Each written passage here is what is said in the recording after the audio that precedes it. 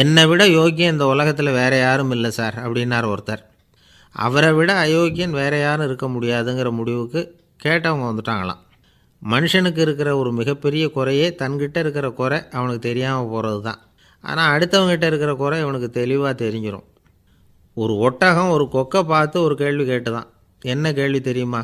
உன் கழுத்து ஏன் இப்படி வளைஞ்சி போயிருக்குது அப்படின்னு கேட்டிருக்கு. இதுக்கு உடம்பே வளைச்சல். இது போய் கொக்கை கிண்டல் பண்ணுது. இன்றைக்கி மனித சுபாவமும் கிட்டத்தட்ட இப்படி தான் இருக்குது. இந்த உலகத்தில் குறையில்லாத மனிதர்கள் யாரும் கிடையாது, நாம் உள்பட அப்படிங்கிறத முதல்ல நாம் நல்லா புரிஞ்சுக்கணும். ஒரு ஊரில் ஒரு விற்பனை நிலையம் இருந்தது. செல்ல பிராணிகளை விற்பனை செய்கிற நிலையம் அது. நாய், கிளி, பூனை இப்படி நிறைய வச்சு விற்பனை பண்ணிகிட்டு இருக்கிறாங்க. நாய்க்குட்டி விற்பனை செய்கிற பகுதியில் ஒரு சிறுவன் நின்றுக்கிட்டு இருந்தான். விற்பனை செய்கிற ஆளுக்கிட்ட விலை கேட்டுக்கிட்டு இருந்தான். அதோ இருக்குதே அந்த நாய்க்குட்டி என்ன விலை அப்படின்னு கேட்டானா. 1000 ரூபா அப்படின்னாரான். சரி அது வேணாம், இது என்ன விலைன்றிருக்கான். 500 ரூபா அப்படின்னாரான். இந்த சின்ன பையன் கையில் வச்சுருந்தது வெறும் 50 ரூபா தான். அதனால் இதை விட குறைச்சலாக கிடைக்குமான்னு பார்த்துருக்கான். அந்த கடையில் ஒரு மூலையில் சரியாக கவனிக்கப்படாமல் ஒரு நாய்க்குட்டி படுத்து கிடந்தது. பாவமாக கத்திக்கிட்டு இருந்தது. அதை பார்த்ததுமே இவனுக்கு அது ரொம்ப பிடிச்சி போச்சு. உடனே அந்த கடைக்காரரை பார்த்து, அதுவும் அந்த மூலையில் படுத்து கிடக்குதே அந்த நாய்க்குட்டி என்ன விலை அப்படின்னு கேட்டிருக்கான். தம்பி, அது ஒரு கால் ஊனம், அதனால் அது உன்னோட குதித்து விளையாடவோ ஓடுறதோ அதால் முடியாத காரியம் அப்படின்ட்டுருக்கார் அவர். அது தெரிஞ்சு தாங்க கேட்குறேன், அதோட விலை என்ன அதை மட்டும் சொல்லுங்களேன் அப்படின்ட்டுருக்கான். தம்பி, இது கால் ஊனம் உள்ள ஒரு நாய். இதை போய் காசு கொடுத்து வாங்கிறதுக்கு யாராவது பிரியப்படுவாங்களா?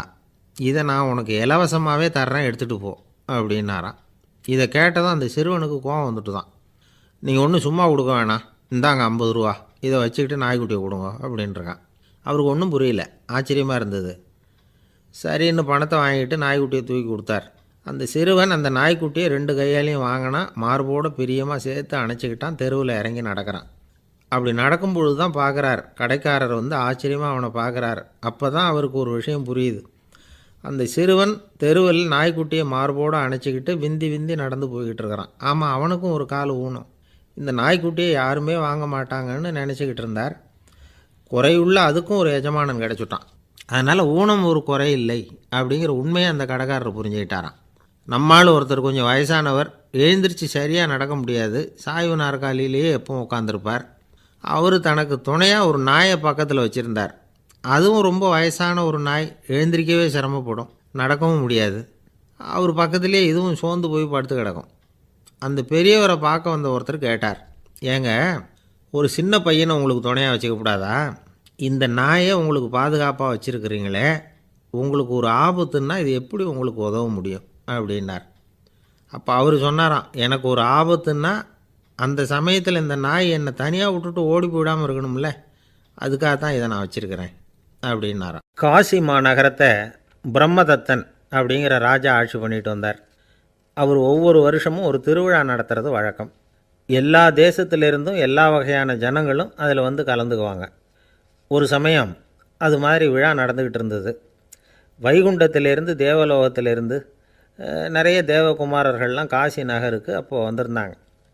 அதில் முக்கியமாக ஒரு 4 தேவகுமாரர்கள், அந்த 4 பேரையும் சுற்றி ஏகப்பட்ட கூட்டம்.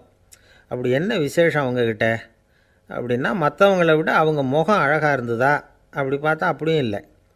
அவங்க அணிஞ்சிருந்த மலர் மாலைகள் தான் அதுக்கு காரணமாக. அந்த மலர்கள்லேருந்து அப்படி ஒரு அபூர்வமான நறுமணம். இதுக்கு முன்னாடி இப்படி ஒரு நறுமணத்தை அந்த ஊர் ஜனங்க அனுபவிச்சதே இல்லை. அதுதான் அந்த 4 பேரையும் சுற்றி கூட்டம். எல்லாரும் கேள்வி கேட்க ஆரம்பித்தாங்க. உடனே அந்த 4 தேவகுமாரர்களும் எல்லாருக்கும் தெரியும்படியாக வானத்தில் எழும்பி கொஞ்சம் உயரமாக நின்றுக்கிட்டாங்க. கீழே நின்றுக்கிட்டு இருந்த அரசன்லேருந்து ஆண்டி வரைக்கும் ஒருத்தர் பாக்கி இல்லாமல் ஒரே குரலில் எல்லாரும் அவங்கள பார்த்து, எங்களுக்கும் இது மாதிரி மாலையை போட்டுக்கணும்னு ஆசையாக இருக்குது, அதுக்கு நீங்கள் தான் அருள் பண்ணணும் அப்படின்னு கேட்டுக்கிட்டாங்க. மாலை போட்டுக்கிறதுனா எல்லாருக்கும் ஆசையாக தானே இருக்கும். அந்த 4 தேவகுமாரர்களில் ஒருத்தர் புத்தர் பிரான். அவர் சொன்னார், பூலோகவாசிகளே, நான் சொல்கிறத கொஞ்சம் பொறுமையாக கேளுங்க. கக்காரு அப்படிங்கிற கற்பக விருஷத்தின் மலர்களால் தொடுக்கப்பட்டது இந்த மாலை. இதுக்கு நிறைய சக்தி உண்டு. எந்த காலமும் இது வாடாது, வாசனையும் குறையாது. ஆனால் இதை அணிந்து கொள்கிறதுக்கு சில தகுதிகள் தேவை அப்படின்னார். என்ன தகுதி அது சொல்லுங்களேன் அப்படின்னு ஏக காலத்தில் எல்லாரும் சத்தம் போட்டாங்க. தீய இயல்புகள் உள்ளவங்க, இழிந்த சிந்தனை, இழிந்த செயல் உள்ளவங்க இந்த மாலையை அணிய முடியாது அப்படின்னார். அவ்வளோதான். கூட்டத்தில் சத்தம் போட்டவங்கள்லாம் மெதுவாக அப்படி அடங்க ஆரம்பிச்சிட்டாங்க. இன்னொரு தேவகுமாரன் சொன்னார், அடுத்தவங்க பொருளை அபகரிக்காதவன், அடுத்தவங்களுக்கு கெடுதல் பண்ணக்கூடிய பொய் பேசாதவன், பேராசையினால் கெட்ட வழியில் பொருள் ஈட்ட நினைக்காதவன் இந்த மாலையை போட்டுக்கலாம் அப்படின்னார். கூட்டத்திலிருந்து யாரும் முன்னுக்கு வரல. ஒரே ஒரு ராஜகுரு மட்டும் கொஞ்சம் முன்னாடி வந்தார். பெரியவர், படித்தவர் அவர். எனக்கு தகுதி இருக்குது அந்த மாலையை போட்டுக்கிறதுக்கு அப்படின்னார். வேறு ஒன்றும் இல்லை, பொய் சொல்லியாவது அந்த மாலையை வாங்கிக்குவோமே அப்படின்னு முடிவு பண்ணிட்டார் அவர். அவ்வளோதான், மாலையை வாங்கிட்டார். அடுத்த தேவகுமாரன் பேசினார். யாருக்கு திடமான அறிவும் மனமும் இருக்குதோ, யாருக்கு நல்ல காரியங்களில் அசையாத ஈடுபாடு இருக்குதோ, நல்ல அரிய பொருள்களை தனியாக தான் மட்டும் அனுபவிக்க விரும்பாதவர் யாரோ அவர் முன்னாடி வந்து இந்த மாலையை வாங்கிக்கலாம் அப்படின்னார். அந்த தகுதியும் எனக்கு இருக்குன்னார் ராஜகுரு. மாலையை வாங்கி போட்டுக்கிட்டார். இன்னொரு ராஜகுமாரன் பேச ஆரம்பித்தார். அறநெறியில் செல்வம் சேர்க்கணும், ஆடம்பர பொருள்களுக்கு அடிமையாகக்கூடாது, வெற்றி அடைஞ்சாலும் கர்வம் வரக்கூடாது, அப்படிப்பட்டவங்க இந்த மாலையை போட்டுக்கலாம்னார். துணிஞ்சு பொய் சொல்லி அதையும் வாங்கி கழுத்தில் போட்டுக்கிட்டார் இந்த ராஜகுரு. இன்னொரு ராஜகுமாரன் சொன்னார், சான்றோர்களை நிந்திக்காதவங்க, புறம் பேசாதவங்க இந்த மாலையை போட்டுக்கலாம்னார். அதையும் வாங்கி போட்டுக்கிட்டார்.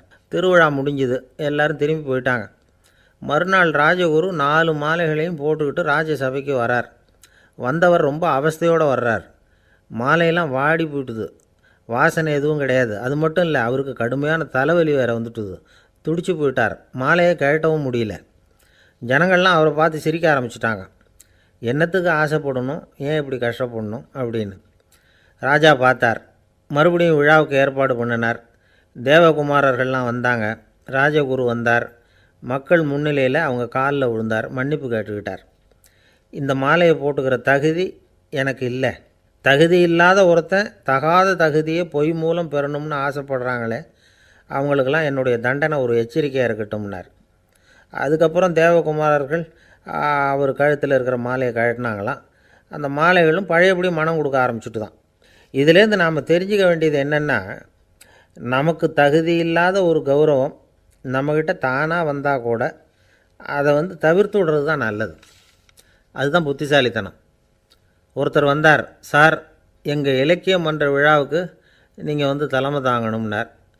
உடனே இவர் சொன்னார், பேச்சாளர், சார், இலக்கியத்தை பற்றி பேசுகிற தகுதி எனக்கு இல்லையே அப்படின்னார். உடனே அவர் கூப்பிட வந்தவர் சொன்னார், அந்த தகுதி உங்களுக்கு இல்லைங்கிறது எங்களுக்கும் தெரியும் சார், அதனால தான் உங்களை தலைமை தாங்க கூப்பிட்றேன் அப்படின்னார். அது சரி, தலைமைன்னா அதுக்கு இவர் என்ன தான் அர்த்தம் பண்ணுறாருன்னு தெரியல. ஐயா, உங்கள் பேரை தொடர்ந்து தினம் கேட்டுக்கிட்டு இருக்கிறேன் அப்படின்னார் ஒருத்தர். தொடர்ந்து கேட்குறீங்களே, உங்களுக்கு காது வலிக்கலையா அப்படின்னு கேட்டோம். பேசுகிற உங்களுக்கே வாய் வலிக்கலை அப்படிங்கிறப்போ கேட்குற எங்களுக்கு எப்படி காது வலிக்கும் அப்படின்னார். நம்ம உடம்பில் ஒரு அதிசயம் என்ன தெரியுமா? ரொம்ப நேரம் நாம் நடக்கிறோம்னு வச்சுக்கோங்க, கால் வலிக்கும். ரொம்ப நேரம் வேலை செஞ்சால் கை வலிக்கும், உடம்பு வலிக்கும். ரொம்ப நேரம் பார்த்துக்கிட்டே இருந்தால் கண்ணு வலிக்கும். ரொம்ப நேரம் பேசிக்கிட்டே இருந்தால் வாய் கூட வலிக்கும். ஆனால் ரொம்ப நேரம் கேட்டுக்கிட்டே இருக்கிறதுனால காது வலிக்கிறது இல்லை. அதனால் கேட்குறதுக்கு முக்கியத்துவம் கொடுத்தாங்க நம்ம பெரியவங்க. திருவள்ளுவர் தேவையில்லாமல் வார்த்தைகளை உபயோகப்படுத்த மாட்டார். ஒரு திருக்குறள்னு எடுத்துக்கிட்டாவே அதில் மொத்தம் 7 வார்த்தைகள், அவ்வளவுதான். அப்படி 7 வார்த்தைகள் மட்டுமே உள்ள ஒரு திருக்குறளில் வள்ளுவர் ஒரே வார்த்தையை 5 தடவை உபயோகப்படுத்தியிருக்கிறார், திரும்ப திரும்ப பயன்படுத்தியிருக்கிறார். அப்படின்னா அதை எந்த அளவுக்கு வலியுறுத்தி சொல்கிறார் அப்படிங்கிறத நாம் புரிஞ்சுக்கணும். அது என்ன குறள்? செல்வத்துள் செல்வம் செவிச்செல்வம், அச்செல்வம் செல்வத்துள் எல்லாம் தலை. செவிச்செல்வம்ங்கிறது அவ்வளவு முக்கியமானது. கற்றலின் கேட்டல் நன்று. அதிகம் கேட்கணுங்கிறதுக்காகத்தான் எவ்வளவு கேட்டாலும் காது வலிக்கிறதில்ல. குறைச்சலாக பேசணும், அதிகமாக கேட்கணும்.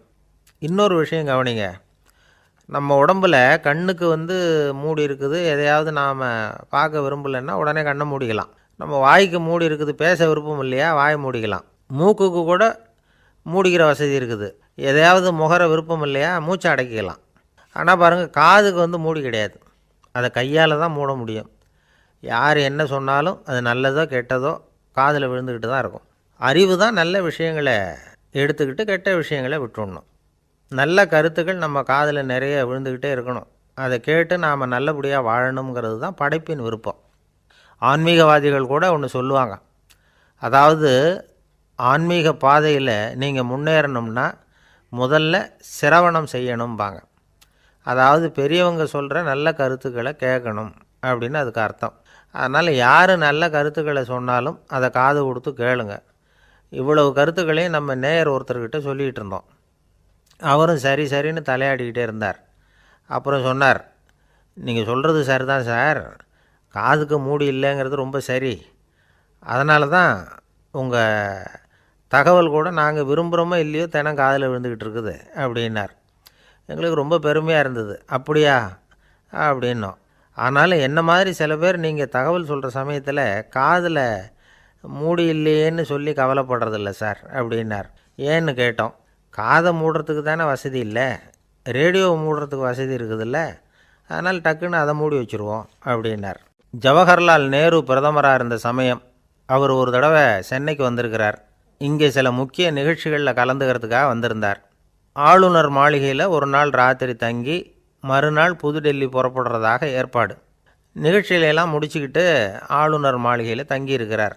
அன்றைக்கு இரவு படிக்கிறதுக்கு ஒரு முக்கியமான புத்தகம் அவருக்கு தேவைப்பட்டது. அந்த சமயத்தில் உலக அளவில் ஒரு முக்கியமான பொருளாதாரம் சம்பந்தமான ஒரு புத்தகம் வெளியாகி இருக்கிற விஷயம் அவருக்கு தெரியும். அந்த புத்தகம் மெட்ராஸுக்கு வந்திருக்குமா, அது இங்கே கிடைக்குமா அப்படின்னு விசாரிச்சிருக்கிறார் நேருஜி.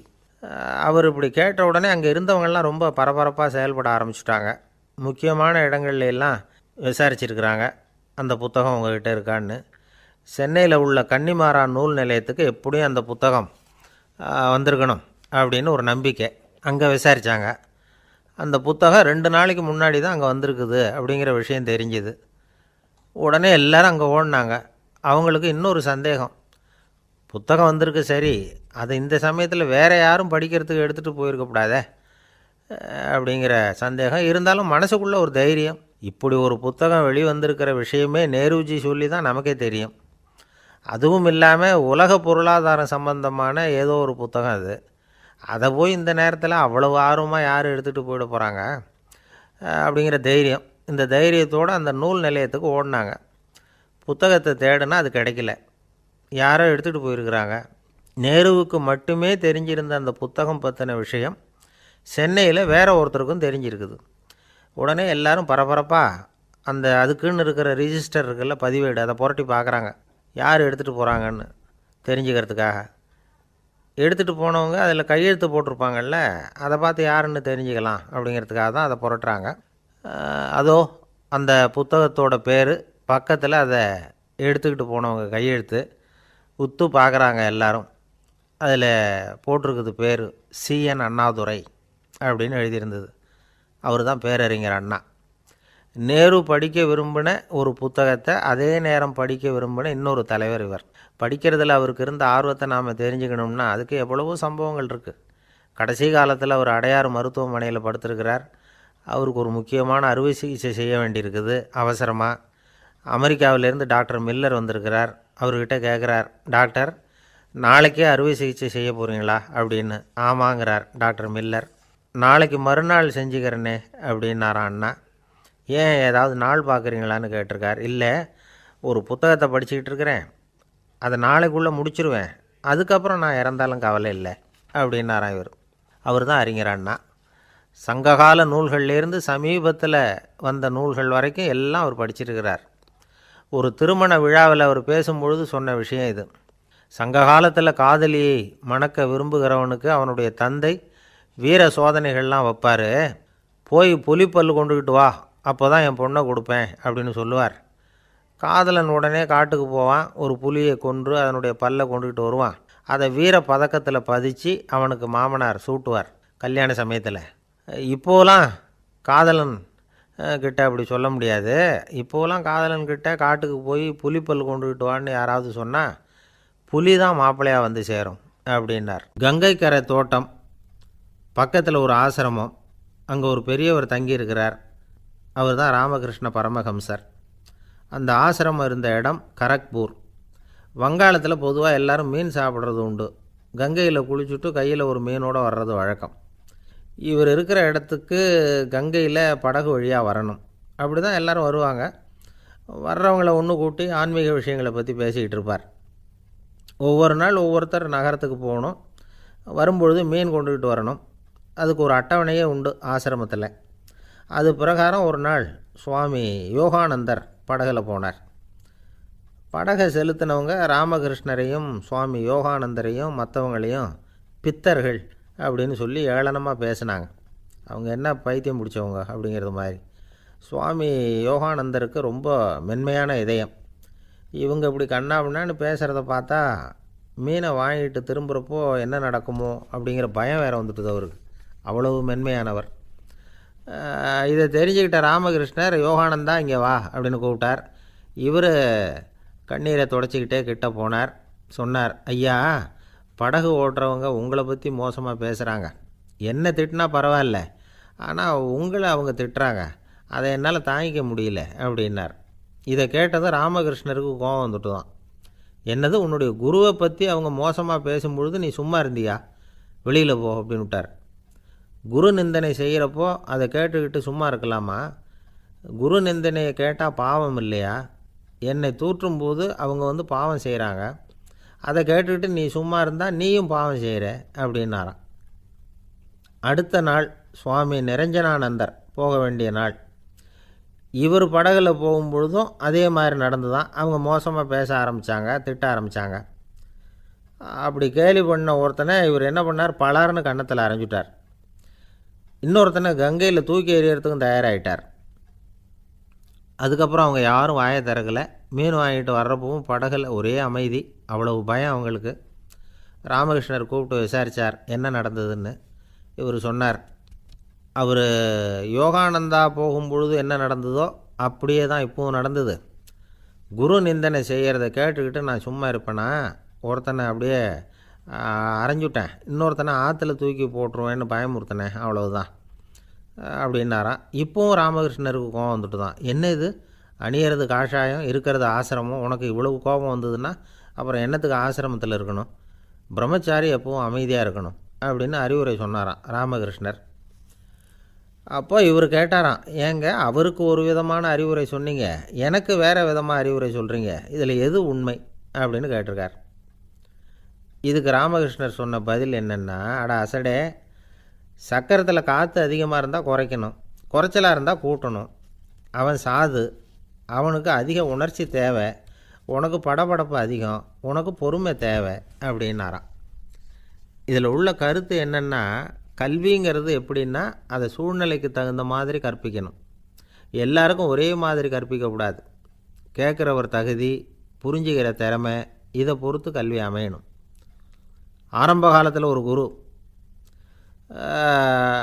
அப்போ ஒரு சீடன் இருந்தான். அது வேடிக்கையான குரு, வேடிக்கையான சீடன்.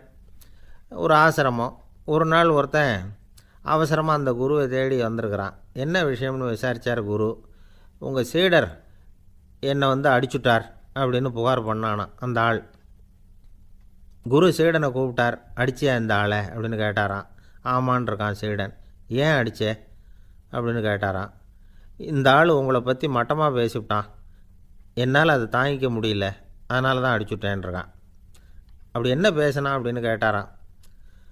உன்னுடைய குருநாதர் இப்போல்லாம் அர்த்தமில்லாமல் பேச ஆரம்பிச்சிட்டார் அப்படின்னு சொல்லிவிட்டான், அதனால தான் அடிச்சுட்டேன் அப்படின்னானா. அதுக்காக அடித்தே அப்படின்னாராம். நான் அதுக்காக அடிக்கலை குருவே, இப்போல்லாம் நீங்கள் அர்த்தம் இல்லாமல் பேசுகிறதாக அவன் சொல்கிறான், அப்படின்னா இதுவரைக்கும் நீங்கள் அர்த்தத்தோடு பேசினதாகத்தானே அர்த்தம், அது தப்பு தானே, அதனால தான் அடித்தேன் அப்படின்னானா. பக்தின்னு சொல்கிறோம் இல்லையா, அது 3 வகைப்படும் அப்படிங்கிறார் ஒரு பெரியவர். அது என்ன 3 வகைன்னா, தெய்வ பக்தி, அடியார்கள் பக்தி, குரு பக்தி. அடியார் பக்தியை விட, தெய்வ பக்தியை விட குரு பக்தி தான் ரொம்பவும் சிறந்ததுங்கிறார் அவர்.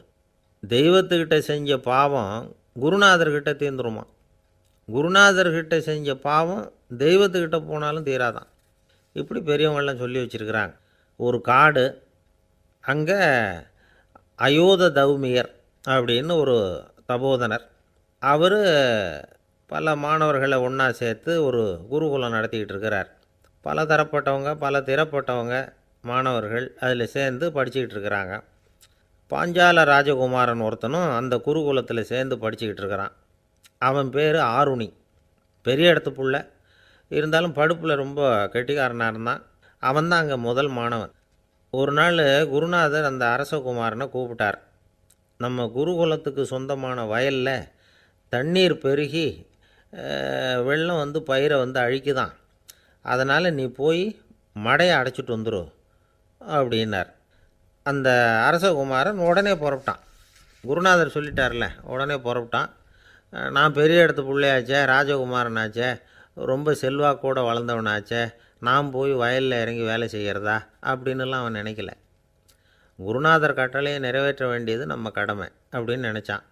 உடனே ஒரு மண்வெட்டியை தூக்கி தோளில் வச்சுக்கிட்டு புறப்பட்டு போயிட்டான். வயலுக்கு போனான். பார்த்தான், தண்ணி கரையை உடச்சிக்கிட்டு வயலுக்குள்ளே ஏகமாக பாஞ்சிக்கிட்டு இருக்குது. இவன் மண்வெட்டியால் களிமண்ணை புல்லோடு சேர்த்து புல் பற்ற மாதிரி வெட்டி வெட்டி போட்டான். இருந்தாலும் மடையை அடைக்க முடியல. தண்ணி அதை மீறி வந்துக்கிட்டே இருக்குது. தண்ணி வந்து வேகமாக வயலுக்குள்ளே போய்கிட்டே இருக்குது. போடுற பத்தையெல்லாம் கரைஞ்சி கரைஞ்சி போயிட்டுருக்கு. இருந்தாலும் இவன் தன்னுடைய முயற்சியை கைவிடலை. வெட்டி வெட்டி போட்டுக்கிட்டே இருக்கிறான். காலையில் அங்கே போனவன் சாயந்தரம் வரைக்கும் இப்படி செஞ்சுக்கிட்டு இருக்கிறான். உடம்பும் மனசும் ரொம்பவும் சோர்ந்து போச்சு. இருந்தாலும் குருநாதர் இட்ட கட்டளையை நிறைவேற்றாமல் இருக்கிறோமேங்கிற ஒரு குறை அவனுக்கு இருக்குது. குரு கட்டளையை நிறைவேற்றாத நான் வந்து இன்னமும் இருக்கணுமா அப்படின்னு யோசனை பண்ண ஆரம்பிச்சிட்டான். என்ன செய்யலாம்னு பார்த்தான். நம்ம குருநாதர் இட்ட பணிக்காக இந்த உடம்பையே தியாகம் பண்ணலாம் அப்படின்னு முடிவு பண்ணான். தண்ணி பாயுதில் அதுக்கு குறுக்க விழுந்து அப்படியே மடையை அடைச்சிக்கிட்டு அப்படியே படுத்துட்டான். இது மற்றவங்களுக்கு தெரியாது. அன்னைக்கு ராத்திரி ஒரு விளக்கு முன்னாடி உட்காந்து குருநாதர் பிள்ளைங்களுக்கு பாடம் சொல்லி கொடுத்துக்கிட்டு இருக்கிறார். வரிசையில் இருக்கக்கூடிய ராஜகுமாரனை காணலை. நம்ம ஆருணி எங்கே போனா அப்படின்னு சொல்லி மற்ற மாணவர்களை விசாரித்தார். இப்போ அவங்க சொன்னாங்க, சுவாமி அவன் காலையில் வயலுக்கு வந்து மடையை அடைக்கிறதுக்காக போனான், நீங்கள் தான் போக சொன்னீங்க, இன்னும் திரும்பி வரல அப்படின்னு அவர் பையன். குருநாதர் உடனே ஒரு தீவெட்டி எடுத்துக்கிட்டு மாணவர்களை அழைச்சிக்கிட்டு வயலுக்கு போனார். அங்கே போய் பார்த்தா ஆளை காணும். ஆருணி ஆருணின்னு சொல்லி சத்தம் போட்டு கூப்பிட்டு பார்க்குறார். நான் இங்கே இருக்கேன் குருநாதா அப்படின்னு காலுக்கு அடியிலேருந்து ஒரு சத்தம் வருது. குனிஞ்சு பார்த்தா அவன் மடையில் படுத்துருக்குறான். என்னப்பா இதுன்னார். காலையிலேருந்து இந்த மடையை அடைச்சி பார்த்தேன் சுவாமி, முடியல, அதனால் இப்படி குறுக்க படுத்துட்டேன். என்னை தாண்டறதுக்கு பயந்து போய் தண்ணியே தேங்கி நின்றுட்டுது அப்படின்னா. அவனுடைய குரு பக்தியையும் அவனை தாண்டறதுக்கு அஞ்சு நிற்கிற தண்ணி தேக்கத்தையும் பார்த்துட்டு எல்லாரும் ரொம்ப ஆச்சரியப்பட்டு போயிட்டாங்களாம். ஆருணி எழுந்திரிச்சு வா அப்படின்னு கூப்பிட்டாரான் குருநாதர். அவன் தண்ணீரை பொழந்துக்கிட்டு எழுந்திரிச்சு வந்தானான். அதனால் அவனுக்கு வந்து உத்தாலகன் அப்படின்னு ஒரு பேர். உத்தாலகன்னா தண்ணீரை பிளந்தவன் அர்த்தம். அந்த உத்தாலகன் மாதிரி இந்த காலத்து மாணவர்களுக்கும் குரு பக்தி வேணும் அப்படின்னு சொன்னோம் ஒரு பள்ளிக்கூடத்தில். உடனே நிறைய மாணவர்கள் எழுந்திரிச்சு நின்னாங்க. சார், நீங்கள் எங்களை வந்து இன்னமும் சரியாக புரிஞ்சுக்கலன்னு நினைக்கிறோம். அன்னைக்காவது ஒருத்தன் அப்படி இருந்தான், இன்றைக்கி ஏகப்பட்ட உத்தாலகர்கள் இருக்கிறோம். எங்கள் வாத்தியார் கட்டளை இட்டால் இப்போவே அது மாதிரி வயலுக்கு போய் மடையில் குறுக்கப்படுத்துக்கிறதுக்கு இந்த வகுப்பில் உள்ள அத்தனை பேரும் தயாராக இருக்கிறோம் அப்படின்னாங்க. அப்படியா அப்படின்னு சொல்லி கேட்டோம் ரொம்ப சந்தோஷமாக. ஒருத்தன் ரொம்ப அடக்கமாக எழுந்திரிச்சான். அப்புறம் சொன்னான், ஆமாம் சார், வகுப்பில் வந்து இவர் நடத்துகிற பாடத்தை கேட்டுக்கிட்டு இருக்கிறத விட பேசாமல் போய் மடையில் படுத்துடுறது ஒன்றும் கஷ்டமான காரியமாக இருக்காது, அதனால தான் எல்லோரும் அங்கே போகிறேன்னு சொல்கிறோம் அப்படிங்கிறான். துருக்மேனியாவில் அஷ்காபாத் அப்படின்னு ஒரு நகரத்தில் ஒரு புவியியல் விஞ்ஞானி இருந்தார். அவர் ஒரு நாய்க்குட்டி வளர்த்தார். ஒரு நாள் முன்னிரவு நேரம் ஒரு மேஜைக்கு முன்னாடி உட்காந்து அந்த விஞ்ஞானி ஏதோ கணக்கு போட்டுக்கிட்டு இருக்கிறார். அவருக்கு ஒரு சின்ன பெண் குழந்தை, அது தொட்டிலில் தூங்கிட்டு இருக்குது. அந்த நாய்க்குட்டியும் ஒரு மூலையில் படுத்து அது பாட்டுக்கு தூங்கிட்டு இருந்தது. ஒரே அமைதி. அந்த நேரத்தில் திடீர்னு அந்த நாய்க்குட்டி துள்ளி எழுந்திரிச்சிது. நேராக குழந்தைகிட்ட ஓடிச்சு. அந்த குழந்தைய அது போட்டிருந்த ட்ரெஸ்ஸோடு சேர்த்து கவ்வி தூக்குச்சு. தூக்கிக்கிட்டு வாசல் பக்கம் ஓடிச்சு. நாய்க்குட்டி குழந்தைய கவ்வி தூக்க முடியுமாங்கிற சந்தேகம் உங்களுக்கு இல்லையா? நீங்கள் வந்து நம்ம ஊர் நாய்க்குட்டியவே பார்த்து பழக்கப்பட்டிருக்கீங்க, அதனால் நம்புறதுக்கு சிரமமாக இருக்கும். அந்த ஊர்லெலாம் அது வந்து ரொம்ப ஸ்ட்ராங்காக இருக்கும், ஒரு ஏதோ கண்ணுக்குட்டி மாதிரி இருக்கும். விஞ்ஞானி அதை பார்த்துட்டார். உடனே அந்த நாய்க்கு வந்து வெறி பிடிச்சிட்டுதுன்னு முடிவு பண்ணிவிட்டு தன்னோட கை துப்பாக்கி எடுத்துக்கிட்டு ஓடி வந்தார். அவர் வெளியில் வந்து நாய்க்குட்டி எங்கே அப்படின்னு பார்த்து தேடுறார். அந்த நேரத்தில் அந்த வீடு வந்து இடிஞ்சு விழுது. காரணம் பூமி அதிர்ச்சி. இப்படி பூமி அதிர்ச்சி உண்டாக போகுதுங்கிறது அந்த நாய்க்குட்டிக்கு முன்னாடியே தெரிஞ்சு போச்சு. அதுதான் குழந்தைய தூக்கிட்டு வெளியில் வந்திருக்குது. அது மூலமாக அந்த குடும்பத்தையே காப்பாற்றிருக்குது அந்த நாய்க்குட்டி. இந்த சம்பவம் நடக்கிறதுக்கு 3 நாளைக்கு முன்னாடியே சில பிராணிகளுக்கு இப்படி நடக்க போகுதுங்கிறது தெரிஞ்சிருக்குதான். ஆமாம், அந்த நகரத்தில் 3 நாளைக்கு முன்னாடியே பாம்பு, பல்லி இதெல்லாம் அது தங்கியிருந்த வலையை விட்டு வெளியில் ஓடி வந்துட்டுது. அதே மாதிரி அங்கே இருந்த புறாவெல்லாம் பறந்து போயிடுச்சான். இதே மாதிரி யுகோஸ்லோவியாவில் கூட ஒரு நகரம், அங்கே ஒரு நாள் ராத்திரி ஒரு மிருக காட்சி சாலையில் திடீர்னு ஒரு பெரிய கலவரம், கூச்சல், குழப்பம். அங்கே இருந்த கழுதை, புலி, யானை, பறவை எல்லாம் கண்ணாபின்னான்னு கத்த ஆரம்பிச்சுட்டுது. நேர் யானை அதுக்குன்னு போடப்பட்டிருந்த தடுப்பையே தாண்டி குதித்து வெளியில் வந்துட்டு தான். மறுநாள் தான் எல்லாருக்கும் விஷயம் புரிஞ்சுது. அடுத்த நாள் காலையில் அங்கே பூமி அதிர்ச்சி உண்டாயிட்டுது. இப்போ பாருங்கள், அதாவது மனுஷனை போய் தீர்க்கதரிசி அது இதுன்னு சொல்லிகிட்டு இருக்கிறோம். இவனை விட அது பரவாயில்லைன்னு தோணுது. அதாவது மிருகங்கள் ஒன்று நடக்க போகுதுங்கிறத முன்னாடியே புரிஞ்சுக்குதே. சரி, இதெல்லாம் எப்படி அது முன்கூட்டி புரிஞ்சுக்குது? அதுதான் படைப்பு ரகசியம். அதை கண்டுபிடிக்கிறதுக்கு தான் மனுஷன் வந்து ஆராய்ச்சி பண்ணிகிட்டு இருக்கிறான். விஞ்ஞானிகளோட ஆராய்ச்சியெல்லாம் ஒரு பக்கம் இருக்கட்டும், வீட்டுக்குள்ளேயே சில ஆராய்ச்சி பண்ணி பாருங்களேன். இப்போ சில யோசனை சொல்லி அதை சோதனை பண்ணி பாருங்க அப்படின்னு ஒருத்தர் சொன்னாராம். அதாவது இப்போ மழை வருமா வராதா அப்படின்னு தெரிஞ்சுக்கணுமா, உடனே ஒரு பூனைக்குட்டி பின்னாடியே மெதுவாக போய் அது என்ன செய்யுதுன்னு கவனித்து பார்க்கணும். பூனைக்குட்டி தன்னோட பாதத்தினால சுகத்தில் வந்து அப்படி கீறிக்கிட்டு இருக்கும். அப்படி கீறினா கண்டிப்பாக மழை வரும். சில சமயம் பூனைக்குட்டி அப்படியே மல்லாந்து படுத்துக்கிட்டு பாதத்தை உயர தூக்கும், அப்படியும் எப்படியும் புரளும். இப்படி செஞ்சதுன்னா அன்னைக்கும் மழை இருக்காது. அதனால் முன்னாடி இருந்தது மழை வர்றதுக்கு அறிகுறி, இது மழை இல்லைங்கிறதுக்கு அறிகுறி. பறவைகள், பிராணிகள் இதுகளோட நடவடிக்கைகளை பார்த்துட்டு அதையெல்லாம் அடிப்படையாக வச்சு தான் காலநிலையை கண்டுபிடிக்கிற கருவிகளை கண்டுபிடிச்சிருக்கிறாங்க. வாத்து இருக்குல்ல, சில சமயம் தன்னோட அழகை தன்னோட இறகுகளில் அப்படியே புதைச்சிக்கும். அப்படி செஞ்சால் குளிர்காலம் வரப்போகுதுன்னு அர்த்தம். பருவநிலை குளிராக மாறப்போகுதுங்கிறதுக்கு இதுதான் அறிகுறி. சிட்டுக்குருவி இருக்குதுல்ல, அதெல்லாம் புழுதியில் உழுந்து புரளும், சிறகுகளை வந்து படபடன்னு அடிச்சுக்கும். அப்படி செஞ்சால் மழை வரப்போகுதுன்னு அர்த்தம். ஒன்று மட்டும் நாம் நல்லா தெரிஞ்சுக்கணும், இயற்கையின் சீற்றம்னு சொல்கிறோம் இல்லையா, இயற்கை ஏன் நம்ம மேலே கோவப்படுது? இயற்கையை நாம் அனுசரித்து போகிறதில்ல, அதனால் கோவப்படுது. காடுகளை அழிக்கப்படாது, விலங்குகளை கொல்லக்கூடாது, இயற்கை ஏற்படுத்தி வச்சுருக்கிற சமநிலையை கெடுக்கக்கூடாது. அதை புரிஞ்சுக்கிட்டு வாழ்ந்தோம்னா பூமியும் நடுங்காது, நாமளும் நடுங்க வேண்டிய அவசியம் இருக்காது. ஒருத்தர் இருந்தார், சாராய கடைக்கு போனாராம், நிறைய சாப்பிட்டார். அப்புறம் சொன்னார், இது ரொம்ப அற்புதமான சரக்கு போல் இருக்குது, உள்ளே போன உடனே இந்த பூமியே நடுங்கிறது மாதிரி இருக்குது எனக்கு அப்படின்னாராம். இதுக்கு கடைக்காரர் சொல்லியிருக்கார், நீங்கள் சாப்பிட்டது வெறும் பச்சை தண்ணி தாங்க, இப்போ ஏற்பட்டிருக்கிறது நிஜம் பூமி அதிர்ச்சி அப்படின்னாராம். ஒரு ராஜா இருந்தார், நாடு பூராவும் நிறைய மரங்களை நட்டு வளர்க்கணுங்கிறது அவரோட ஆசை. தானே அதுக்கு முன்மாதிரியாக இருக்கணும்னு நினச்சார். அரண்மனையை சுற்றி மரங்களை நட்டு வளர்த்தார். இதை பார்த்துட்டு ஜனங்களும் அவங்கவுங்க வீட்டை சுற்றி மரக்கன்றுகளை நட்டு வளர்த்தாங்க. கொஞ்ச காலத்தில் ஊர் பூரா பசுமையாக மாறிச்சு, எல்லாருக்கும் சந்தோஷமாக இருந்தது. இது ஒரு பக்கம் இருக்கட்டும், இப்போ நான் சொல்ல போகிற கதை வேறு. அதாவது அந்த ராஜா ஒரு நாள் தன்னுடைய அரண்மனையை சுற்றி இருக்கிற விதவிதமான மரங்களை எல்லாம் போய் பார்த்தார். எப்படி இருக்கிறீங்க அப்படின்னு ஒவ்வொரு மரத்துக்கிட்டையும் விசாரித்தாராம். எந்த மரமும் சந்தோஷமாக இருக்கிறதா தெரியல. அது அதுக்கும் மனசில் ஒரு குறை.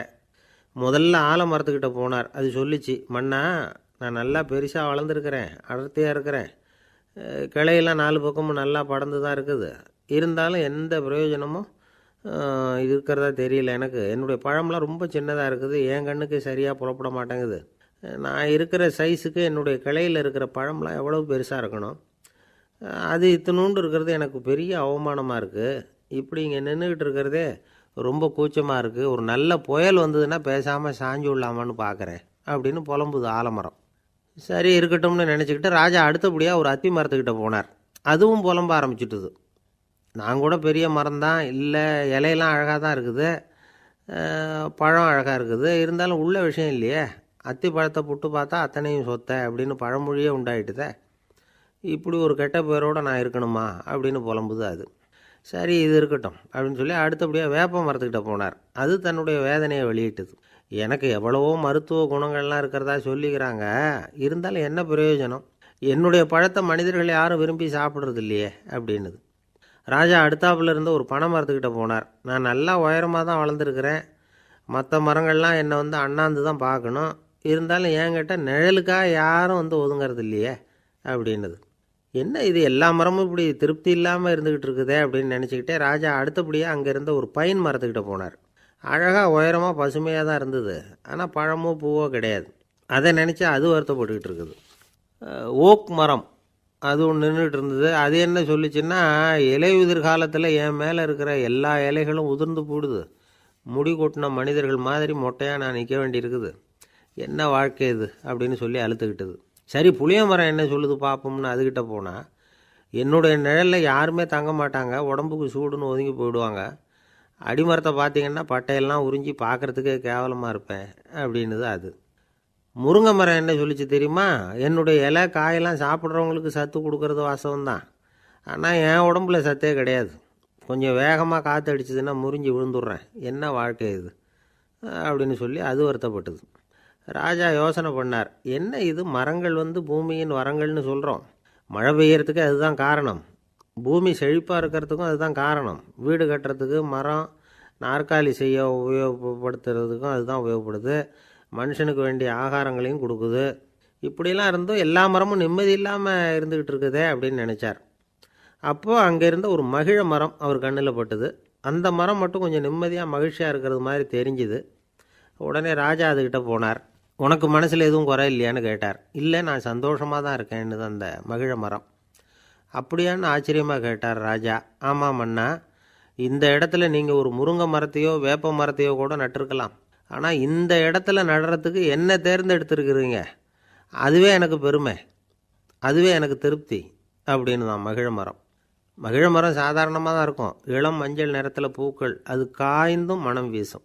மகிழ மரம் மாதிரி மன திருப்தியோடு வாழறதுக்கு நாம் கற்றுக்கணுமா.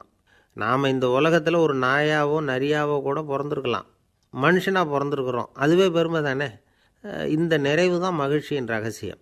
ஒரு பையன் அப்பா கிட்ட போய், அப்பா நீங்கள் இந்த உலகத்தில் ஒரு மனுஷனாக பிறந்தது என்னோட அதிர்ஷ்டம் நானா. ஏண்டா அப்படி சொல்கிறேன்னு இருக்கார் அப்பா. நீங்கள் ஒரு கரடியாக பிறந்திருந்தா இந்நேரம் நானும் ஒரு கரடி குட்டியாக தானே இருந்திருப்பேன் அப்படின்னு நானா பையன். ஒரு விவசாயி விதைக்கிறதுக்காக வயல்வெளி பக்கம் போகிறார். விதைகளை அள்ளி வீசினார். அப்போ என்ன ஆச்சுன்னா, சில விதைகள் பாதை ஓரத்தில் விழுந்தது, சில விதைகள் முள் செடிகள் மண்டி இருந்த புதருக்கு இடையில் விழுந்தது, சில விதைகள் நல்ல நிலத்தில் விழுந்தது. பாதை ஓரத்தில் விழுந்த விதை என்ன ஆச்சுன்னா, அதெல்லாம் பறவைகள் கண்ணில் போட்டுவிட்டுது, உடனே உட்காந்து கொத்தி தின்னுட்டு போட்டுது. அதிகமாக மண் இல்லாத பாறை பகுதியில் விழுந்த விதையெல்லாம் லேசாக வேர் விட்டு முளைக்க ஆரம்பிச்சிது. அதுக்கப்புறம் வேர் கீழேயும் ஆழமாக போக முடியல, மேலேயும் சூரிய வெப்பம் அதிகம் தாங்க முடியல, எல்லாம் காஞ்சி கருகி போட்டுது. புதர் பகுதியில் சில விதைகள் விழுந்தது இல்லையா, முள் செடிகள் காடாக மண்டி போயிருந்தது, அதனால் முளைச்சி வர்ற செடிக்கு நெருக்கடி அதிகமாக போட்டுது, சரியாக வளர முடியல, விளைச்சலும் சரியாக இல்லை. நல்ல நிலத்தில் விழுந்த விதைகள் மட்டும் நல்லா முளைச்சிது, நல்லா வளர்ந்தது, விளைச்சலும் பிரமாதமாக இருந்தது. இந்த கதையை சொல்லிவிட்டு கேட்க செவியுள்ளோர் கேட்கட்டும் அப்படிங்கிறார் இயேசு பெருமான். ஆமாம், இயேசு கடலில் நின்ற படகு ஒன்றில் உட்காந்துருக்கிறார். கடற்கரையில் ஏராளமான மக்கள் உட்காந்துருக்கிறாங்க. அந்த சமயத்தில் தான் இயேசு ஓமைகள் மூலமாக மக்களுக்கு பல உண்மைகளை சொல்லிகிட்டு இருக்கிறார். மக்கள் அந்த கதையை கேட்டுட்டு ஒன்றும் புரியாமல் முழிக்கிறாங்க. அதை கவனித்த இயேசு அந்த ஓமையை விளக்க ஆரம்பித்தார். இதில் அந்த விதைக்கிறவர் தான் இறைவன், அவருடைய வார்த்தைகளை விதைக்கிறார். அந்த வார்த்தைகளை கேட்கிற மக்கள் அந்த விழுந்த விதைகள் மாதிரி 4 வகையானவர்கள். சில பேர் பாதை ஓரத்தில் விழுந்த விதைகள் மாதிரி, இறைவன் வார்த்தைகளை அவங்க கேட்குறாங்க, ஆனால் தீய எண்ணங்கள் செய்கைகள் மூலமாக விதைக்கப்பட்ட வார்த்தைகள் அழிஞ்சு போடுது. இறைவன் வார்த்தைகளை கேட்ட உடனே மகிழ்ந்து போய் உடனே சில பேர் அதை ஏற்றுக்கிறாங்க. இவங்கெல்லாம் அந்த பாறை பகுதியில் விழுந்த விதைகள் மாதிரி. அதனால் இவங்கெல்லாம் வேறு இல்லாதவங்க, கொஞ்ச காலத்துக்கு இறை வார்த்தைகளுக்கு கீழ்ப்படிந்து நடப்பாங்க. அதனால் ஏதாவது இடைஞ்சல் ஏற்பட்டால் உடனே தடுமாறுவாங்க, தங்கள்கிட்ட இருக்கிற நல்ல பண்புகளை விட்டுட்டு பாவ வழிகளுக்கு போயிடுவாங்க. முள் செடிகளுக்கு இடையில் விழுந்த விதைகள் மாதிரி உள்ளவங்க யாருன்னா, இவங்களுக்கு உலக கவலை உண்டு, செல்வத்தின் மீது மயக்கம் உடையவர்கள், உலக ஆசைகள் இவங்களுக்குள்ளே பூந்துடுறதுனால அங்கே இருக்கிற நல்ல பண்புகள் மறைஞ்சு போயிடுது. அதனால் அவங்களும் உபயோகம் இல்லாதவங்களாக ஆயிடுறாங்க. நல்ல மனிதர்கள் நல்ல நிலத்தில் விழுந்த விதைகளுக்கு ஒப்பானவர்கள். இவங்க இறை வார்த்தையை கேட்குறாங்க, அதை ஏற்றுக்கிறாங்க, அவங்களும் நல்லபடியாக வாழுறாங்க, அடுத்தவங்களுக்கும் உபயோகமாக இருப்பாங்க. இதுதான் இயேசு சொன்ன விளக்கம். நல்ல வார்த்தைகளை கேளுங்கள், நல்ல வார்த்தைகளை ஏற்றுக்கொள்ளுங்கள், அடுத்தவங்களுக்கு உபயோகமாக இருங்க. இதுதான் பெரியவங்கள்லாம் நமக்கு சொல்லுகிற உபதேசம். ஒரு அப்பா தன்னுடைய மகனுக்கு உபதேசம் பண்ணார். இதை பாருப்பா, நல்ல வார்த்தைகளை கேட்கணும், எப்போதுமே மகன் அப்பா பேச்சை கேட்குறது நல்லது அப்படின்னாராம். நீ ஏதாவது ஒரு தப்பு பண்ணால் என் தலையில் ஒரு முடி நரைச்சி வெள்ளையாக போடும்பா, நீ செய்கிற ஒவ்வொரு தப்புக்கும் என் தலையில் ஒவ்வொரு முடி வெள்ளையாயிடும் அப்படின்னாராம். பையன் யோசித்தான், அப்பா இப்போ தான் எனக்கு புரியுது, தாத்தாவோட தலைமுடி பூராவும் வெள்ளையாக இருக்கிறதுக்கு என்ன காரணங்கிறது எனக்கு இப்போ தான் புரியுது அப்படின்னானா. ஒரு ராஜா ஊரெல்லாம் சுற்றி பார்த்துட்டு வரலாம்னு ஒரு நாள் புறப்பட்டு போனார். ஒரு இடத்துல தறி நெசவு வேலை ரொம்ப மும்முரமாக நடந்துக்கிட்டு இருந்தது. ஒரு பெரியவர் தறியால் நெசவு வேலை செஞ்சுக்கிட்டு இருந்தார். பக்கத்தில் ஒரு அழகான பொண்ணு உட்காந்து நூலை சுற்றிக்கிட்டு இருக்குது. ராஜா அந்த பெரியவரை பார்த்து யார் இந்த பொண்ணுன்னு விசாரித்தார். ராஜா அப்படி கேட்டதும் அவருக்கு ரொம்ப பெருமையாக போயிட்டுது. ஏன்னா உட்காந்துருந்தது அவரோட மகள். அரசே, இது என்னுடைய மகள், இவ வேகமாக நூல் திரிக்கக்கூடியவள், வைக்கோலை எடுத்து இவ திரிச்சா கூட அது எல்லாம் பவுனிழையாக வெளியில் வரும் அப்படின்னு ஒரு ராசி இவளுக்கு அப்படின்னு ரொம்ப பெருமையாக ராஜா கிட்ட சொன்னார். ராஜா இதை கேட்டதும் அசந்துட்டார். அப்படியா, இவ்வளவு அழகும் சாமர்த்தியமும் உள்ள இந்த பொண்ணு என்னோட வரட்டுமே, இவளை என் மருமகளாக ஆக்கிக்கிறேன் அப்படின்னார் ராஜா. அந்த பெரியவருக்கு ஒன்றும் புரியல. ஏதோ கொஞ்சம் பெருமையாக சொல்ல போக அது இப்படி ஆயிட்டுதே அப்படின்னு கவலைப்பட்டார். இருந்தாலும் ராஜா பேச்ச தட்ட முடியுமா, மகளை அனுப்பி வச்சுட்டார். ராஜா அந்த பொண்ணை அரண்மனைக்கு அழைச்சிட்டு வந்தார். அங்கே ஒரு அறையில் வச்சு பூட்டி விட்டார். அந்த ரூமு நிறைய வைக்கோலை கொண்டாந்து போட்டு அடைச்சாங்க. 3 ராட்டைகள் வேறு வச்சுருந்தாங்க. நாளைக்கு பொழுது விடியறதுக்குள்ளே நீ இந்த வைக்கோலையெல்லாம் தங்க இழைகளாக மாற்றி காட்டணும். நாளைக்கு காலம்புறம் நான் இந்த அறை கதவை திறப்பேன். உன் தகப்பன் சொன்னது மாதிரி எல்லாம் தங்கமாக மாறி இருக்கணும், இல்லைன்னா நீ உயிர் தப்ப முடியாது அப்படின்னு உத்தரவு போட்டார். பாவம் அந்த பொண்ணு என்ன பண்ணும், பகல் பூரா அழுதுகிட்டே உட்காந்துருக்குது. ராத்திரி பூராவும் தூக்கம் வரல. மறுநாள் அதிகாலை நேரத்தில் யாரோ கதவை தட்டுற சத்தம் கேட்டுது. பயந்துக்கிட்டே கதவை திறக்கிறா. திறந்து பார்த்தா வெளியில் 3 அவலட்சணமான பெண்கள். ஒருத்திக்கு கால் அகலமாக முறை மாதிரி இருக்குது, இன்னொருத்திக்கு கட்டை விரல் கரண்டி மாதிரி பெருசாக இருக்குது, 3ஆவது பொண்ணுக்கு உதடு தடித்து ரப்பர் மாதிரி தொங்கிக்கிட்டு இருக்கு. யார் நீங்கள், உங்களுக்கு என்ன வேணும் அப்படின்னு கேட்குது இந்த பொண்ணு. நாங்கள் உங்களுக்கு உதவி செய்கிறதுக்கு தான் வந்திருக்கிறோம் அப்படின்னு சொல்லி உள்ளே வந்தாங்க. உட்காந்தாங்க. கொஞ்ச நேரத்துக்குள்ளே உள்ளே இருந்த வைக்கோலையெல்லாம் தங்க இழைகளாக மாற்றி கொடுத்துட்டு போயிட்டாங்க. காலையில் ராஜா வந்தார், பார்த்தார். ஆகா பேஷுனார். இன்னும் கொஞ்சம் வைக்கோலை கொண்டாந்து அந்த ரூமில் போட சொன்னார். இந்த வைக்கோலையும் இன்றைக்கி தங்கமாக மாற்றிவிடு, நாளைக்கு மறுநாள் உனக்கும் இளவரசனுக்கும் கல்யாணம்னு சொல்லிவிட்டார். இன்றைக்கி ராத்திரி அந்த 3 பொண்ணுங்களும் வந்தாங்க. வைக்கோலை பொண்ணு இழைகளாக மாற்றினாங்க, புறப்பட்டாங்க. இந்த பொண்ணு அவங்க காலில் விழுந்து வணங்கினா. என் உசுரை காப்பாற்றினீங்க, உங்களுக்கு நான் என்ன கைமாறு செய்ய போகிறேன் அப்படின்னா. பயப்படாத, நீ விரும்பினா எங்களுக்கு ஒரு உதவி செய்யலாம். உன்னுடைய கல்யாணத்துக்கு நாங்கள் 3 பேரும் வரோம். நீ எங்களை வரவேற்று ராஜாக்கிட்டேயும் இளவரசர்கிட்டையும் நாங்கள் உன்னோட பெரியப்பா பொண்ணுங்கன்னு சொல்லி அறிமுகப்படுத்தி வை, நாங்கள் விருந்து சாப்பிட்டுட்டு போயிடுறோம் அப்படின்னாங்க. ரொம்பவும் சந்தோஷமாக சரின்னு ஒத்துக்கிட்டா. கல்யாண நாள் வந்தது. கல்யாணம் ரொம்ப கோலாகலமாக நடந்துக்கிட்டு இருக்கு. எல்லா தேசத்து ராஜா ராணிகளும் வந்துக்கிட்டு இருக்கிறாங்க. அந்த 3 அவலட்சணமான பொண்ணுங்களும் சேர்ந்தாங்க. யார் இவங்கன்னு கேட்டார் ராஜா. என் பெரியப்பா பொண்ணுங்க அப்படின்னா அந்த பொண்ணு. காலும் உதடும் கட்டை விரலும் ஏன் இப்படி உங்களுக்கு அவலட்சணம் ஆயிட்டுது அப்படின்னு கேட்டார். அதுக்கு அந்த பொண்ணுங்க பதில் சொன்னாங்க. என்ன செய்யறது, ஓயாமல் வைக்கோலை நூற்று ஒருத்தியோட கட்டை விரல் அப்படி கரண்டி மாதிரி ஆயிட்டுது, நாக்கில் தொட்டு தொட்டு திரிச்சதுனால ஒருத்தியோட உதடு அப்படி ஆயிட்டுது, காலால் கட்டையை அழுத்தி அழுத்தி தறி போட்டதுனால இன்னொருத்தையோட கால் அப்படி ஆயிட்டுது. உங்கள் மருமகளாக வந்திருக்கிற இந்த பொண்ணு அந்த 3ஐயுமே செய்ய தெரிஞ்சவ தான். என்ன ஆக போதோ இன்னும் கொஞ்ச நாளில் அப்படின்னாங்க. அவ்வளவுதான். ராஜா பயந்துட்டார். அம்மா, இன்னையிலேருந்து நீ இளவரசனின் மனைவி, நீ எப்பவும் அழகாக இருக்கணும், அதனால் நீ இனிமேல் வைக்கோலை திரிக்கவே கூடாது அப்படின்னு உத்தரவு போட்டார். அவளை இக்கட்டான சூழ்நிலையிலேருந்து காப்பாற்றின அந்த 3 பொண்ணுங்களும் சந்தோஷமாக திரும்பி போயிட்டாங்களாம். சுவாமி சின்மயானந்தர் இந்த கதையை சொல்லியிருக்கிறார். தன்னலம் மறந்து சுயலாபத்தை தியாகம் செய்கிறது வைக்கோல்லேருந்து தங்க இழையை நூக்கிறது மாதிரி அப்படிங்கிறார் அவர். அது இருக்கட்டும், இப்போ நம்ம கதைக்கு வருவோம். ஒரு ராஜா தன்னோட மகனுக்கு சுயவரம் நடத்தினார். எல்லா தேசத்திலிருந்தும் ராஜகுமாரர்கள் வந்திருந்தாங்க. ராஜகுமாரியை கல்யாணம் பண்ணிக்கலாம்ங்கிற ஆசையில் சுயம்பர மண்டபத்திலேருந்து எல்லா ராஜகுமாரர்களும் அலறி அடிச்சுக்கிட்டு வெளியில் ஓடி வந்துக்கிட்டு இருக்கிறாங்களாம். ஏன் இப்படி எல்லாரும் மிரண்டு போய் ஓடி வர்றாங்கன்னு கேட்டார் ஒருத்தர்.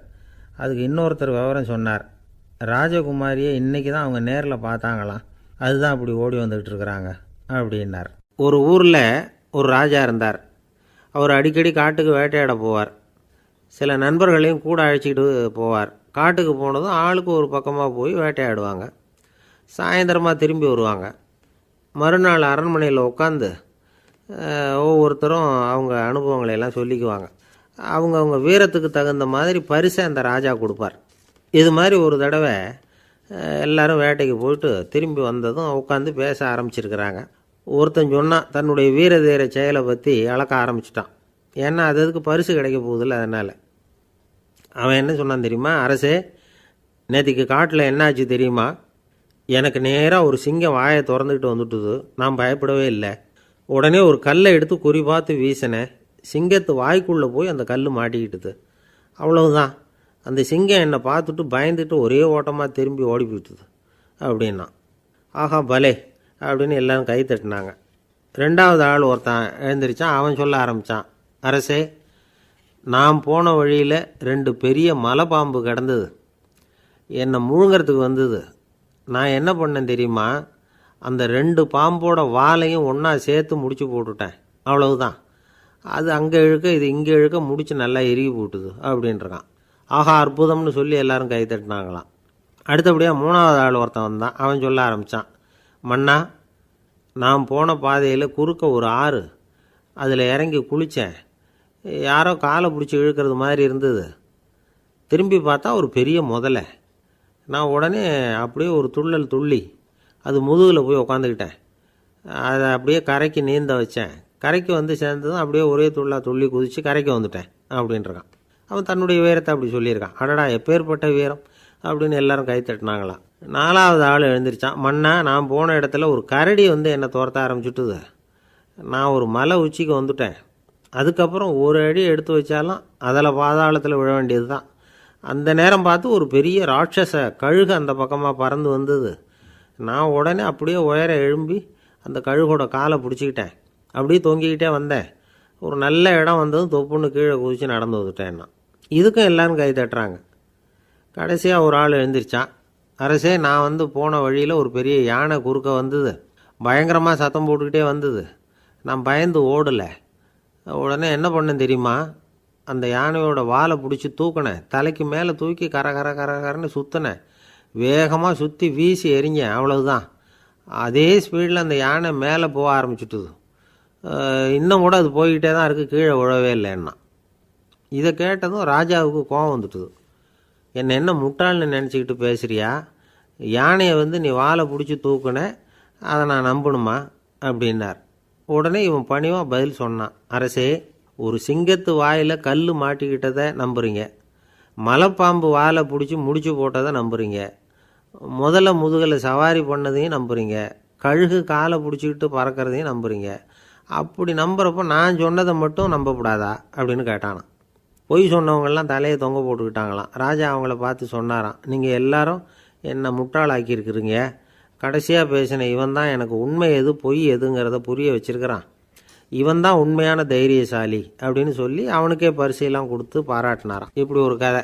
உண்மையை நிலைநாட்டுகிறவன் தான் உண்மையான வீரன் அப்படிங்கிறத இதிலிருந்து நாம் புரிஞ்சுக்கணும். இந்த காலத்துல எல்லாம் பொய் சொன்னால் தான் பிழைக்க முடியுங்கிறது ஒரு சில பேரோட நம்பிக்கை. ஒரு அப்பாவுக்கு தன் மகனுக்கு பொய் சொல்ல தெரியலையேங்கிற கவலை. பொய் சொன்னால் தான் இந்த உலகத்தில் பிழைக்கலாம், ஆனால் இவனுக்கு அது தெரியலையே, அதனால் இவனை அழைச்சிட்டு போய் நடுக்கடலில் விட்டுட்டு வந்துடுவோம் அப்படின்னு அழைச்சிட்டு புறப்பட்டான்.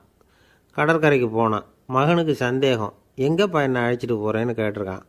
கடலில் மீன் பிடிக்க கற்றுக் கொடுக்க போகிறேன் உனக்கு அப்படின்னானா. நான் ஏற்கனவே மீன் பிடிச்சிட்டேனேன்னானா இவன் மகன். எங்கே அதுன்னு கேட்டிருக்கான் அப்பங்காரன். சுட்டு சாப்பிட்டுட்டேன்ருக்கான் புள்ள. அப்பங்காரன் பார்த்தான். சரி, நம்ம புள்ள பொழைச்சிக்கோ அப்படின்னு சொல்லி திருப்பி அழைச்சிட்டு வந்துட்டானான். ஒரு ஊரில் ஒரு ராஜா இருந்தார். அந்த ராஜாவுக்கு ஒரு மந்திரி. ராஜா ரொம்ப நியாயமானவர், நேர்மையானவர், கண்டிப்பானவர். தப்பு செய்கிறது யாராக இருந்தாலும் தண்டனை கொடுப்பார். வேண்டியவங்களுக்கு ஒரு நியாயம், வேண்டாதவங்களுக்கு ஒரு நியாயங்கிறதெல்லாம் அவர்கிட்ட கிடையாது. ஒரு சமயம் அரசவையில் அந்த அமைச்சரே வந்து விதிமுறைகளுக்கு புறம்பாக ஏதோ நடந்துக்கிட்டு இருக்கார். மன்னருக்கு கோபம் வந்துட்டுது. உடனே அந்த அமைச்சரை கிட்டத்தில் கூப்பிட்டு அவர் கன்னத்தில் ஓங்கி ஒரு அறை கொடுத்துட்டாராம். உடனே அந்த அமைச்சர் என்ன பண்ணார் தெரியுமா? நேராக போனார். அங்கே நின்றுக்கிட்டு இருந்த இன்னொருத்தர் கன்னத்தில் ஓங்கி அரைஞ்சார். அறை வாங்கினவர் திகைச்சு போயிட்டார். இவர் ஏன் நம்மளை வந்து அறையிறார் அப்படின்னு யோசனை பண்ணார். மன்னரும் திகைச்சு போயிட்டார். நாம் இவரை அரைஞ்சா அதுக்காக இவர் போய் இன்னொருத்தரை அரையணுமா அப்படின்னு யோசனை பண்ணார். இவருக்கு என்ன பைத்தியமானு கூட நினைக்க ஆரம்பிச்சிட்டார். ஆனால் என்ன ஆச்சுன்னா, அப்புறம் அமைச்சர் அவர் கவனிச்சிக்கிட்டு இருந்தாரா, அவர் இன்னொருத்தரை அரைஞ்சார் இல்லையா, அந்த அறை வாங்கின ஆசாமியை பார்த்து கத்திக்கிட்டு இருந்தார். யார்? அமைச்சர். ஏன்பா என்கிட்ட அறையை வாங்கிக்கிட்டு இப்படி விவரம் இல்லாமல் நின்றுக்கிட்டு இருக்கிறியே, நான் உனக்கு கொடுத்ததை நீ வேறு யாருக்கிட்டையாவது கொடுத்துரு அப்படின்னார். உடனே அந்த ஆள் பார்த்தான். தனக்கு அடுத்தபடியாக நின்றுக்கிட்டு இருந்தவனை ஓங்கி ஒரு அறை அரைஞ்சான். அவன் கன்னத்தை தடவிட்டே யோசனை பண்ணான். இது ஏதோ புரிஞ்சுக்கிட்ட மாதிரி அடுத்தாப்பில் நின்றுக்கிட்டு இருந்தவனை அரைஞ்சான். இப்படி இந்த அறை வந்து மாறி மாறி போய்கிட்டே இருக்குது. ஊர் பூரா பிரயாணம் பண்ண ஆரம்பிச்சுட்டுது. அன்றைக்கி ராத்திரி அந்த ராஜா படுக்கிறதுக்காக போனார். அந்த நேரம் பார்த்து அவர் கன்னத்தில் பலார்னு ஒரு அறை விழுந்தது. நம்மளே அரையிறது யார் அப்படின்னு அதிர்ச்சியோட மன்னர் திரும்பி பார்க்குறாரு. அரைஞ்சது அவரோட மனைவி. என்னாச்சு உனக்குன்னு கத்துனார் ராஜா. உங்களுக்கு தெரியாதா, ஊர் பூரா ஒருத்தர் மாற்றி ஒருத்தர் மூலமாக இந்த அறை வந்து பிரயாணம் பண்ணிட்டு வருது அப்படின்னாங்க அந்த அம்மா. அப்படின்னா ஆரம்பித்த இடத்துக்கே வந்துட்டுதா அப்படின்னாராம் மன்னர். என்ன சொல்கிறீங்கன்னு கேட்டிருக்காங்க. இவர் விவரத்தை சொன்னாராம். அப்படின்னா நீங்கள் ஆரம்பித்து வச்ச இந்த விளையாட்டை நான் முடித்து வச்சுட்டேன் அப்படின்னாங்களாம் அந்த அம்மா. மறுநாள் காலை மறுபடியும் அரசவை கூடிச்சு. அந்த அமைச்சர் மன்னரை பார்த்து கேட்டார், என்ன மகாராஜா, என்கிட்ட கொடுத்ததை திருப்பி வாங்கிட்டீங்களா அப்படின்னாராம். இப்படி நடக்கும்னு நான் எதிர்பார்க்கவே இல்லைன்னார் மன்னர். ஆனால் நான் எதிர்பார்த்தேன். அது எங்கே போயிட போகுது, ஊர் பூரா சுற்றி கடைசியில் உங்ககிட்ட தான் வந்து சேரும் அப்படிங்கிறது எனக்கு தெரியும் அப்படின்னாராம் அமைச்சர். இந்த கதை வந்து வேடிக்கையாக இருந்தால் கூட இதில் உள்ள கருத்து முக்கியமானது. இந்த உலகத்தில் பல கருத்துக்கள் இப்படி தான் மாறி மாறி சுற்றி வந்துக்கிட்டே இருக்குது. நம்மால் ஒருத்தன் தன்னுடைய நண்பன் ஒருத்தனை கடத்தெருவில் பார்த்தான். உடனே ஓடி போய் பலார்னு ஒரு அறை கொடுத்தானான். அவன் கன்னத்தை தடவிட்டு ஏன்டா என்னை அரைஞ்சேன்னு கேட்டிருக்கான். நீ ஏன்டா என்னை முட்டாள்னு என் மனைவிட்ட போய் சொன்னேன் அப்படின்ட்டுருக்கான் அவன். உன்னை ஒரு முட்டாள்னு சொன்னதுக்காகவா நீ என்னை அரைஞ்ச அப்படின்னு கேட்டிருக்கான் இவன். டேய், நான் அதுக்காக அறையலப்பா, அது ஒரு பெரிய ரகசியம். நான் முட்டாளுங்கிறது அந்த ரகசியத்தை நீ வந்து ஏன் எங்கள் வீட்டில் போய் சொன்னேன், அதுக்காக தான் அரைஞ்சேன் அப்படின்னு நான் அவன். இந்த உலகத்தில் நாம் நல்லபடியாக இருக்கணும்னா அதுக்கு முக்கியமாக தேவைப்படுறது ரெண்டு. ஒன்று செல்வம், இன்னொன்று அறிவு. சரி, இது ரெண்டில் சிறந்தது எது அப்படின்னு ஒரு கேள்வி கேட்டால் என்ன பதில் சொல்கிறது? இதே கேள்வியை ஹஸ்ரத் அலி அவர்கள்கிட்ட கேட்டாங்களாம். அவர் ஒரு பெரிய அறிஞர். கேள்வி கேட்டவங்களும் சாதாரண ஆட்கள் இல்லை, இவங்களும் அறிஞர்கள். ஒரு நாள் ஹஸ்ரத் அலி அவர்கள்கிட்ட 10 அறிஞர்கள் வந்தாங்களாம். ஐயா, நாங்கள் 10 பேரும் உங்ககிட்ட ஒரே கேள்வியை தான் கேட்க வந்திருக்கிறோம். ஆனால் எங்கள் 10 பேருக்கும் நீங்கள் தனித்தனியாக பதில் சொல்ல முடியுமா அப்படின்னு கேட்டிருக்காங்க.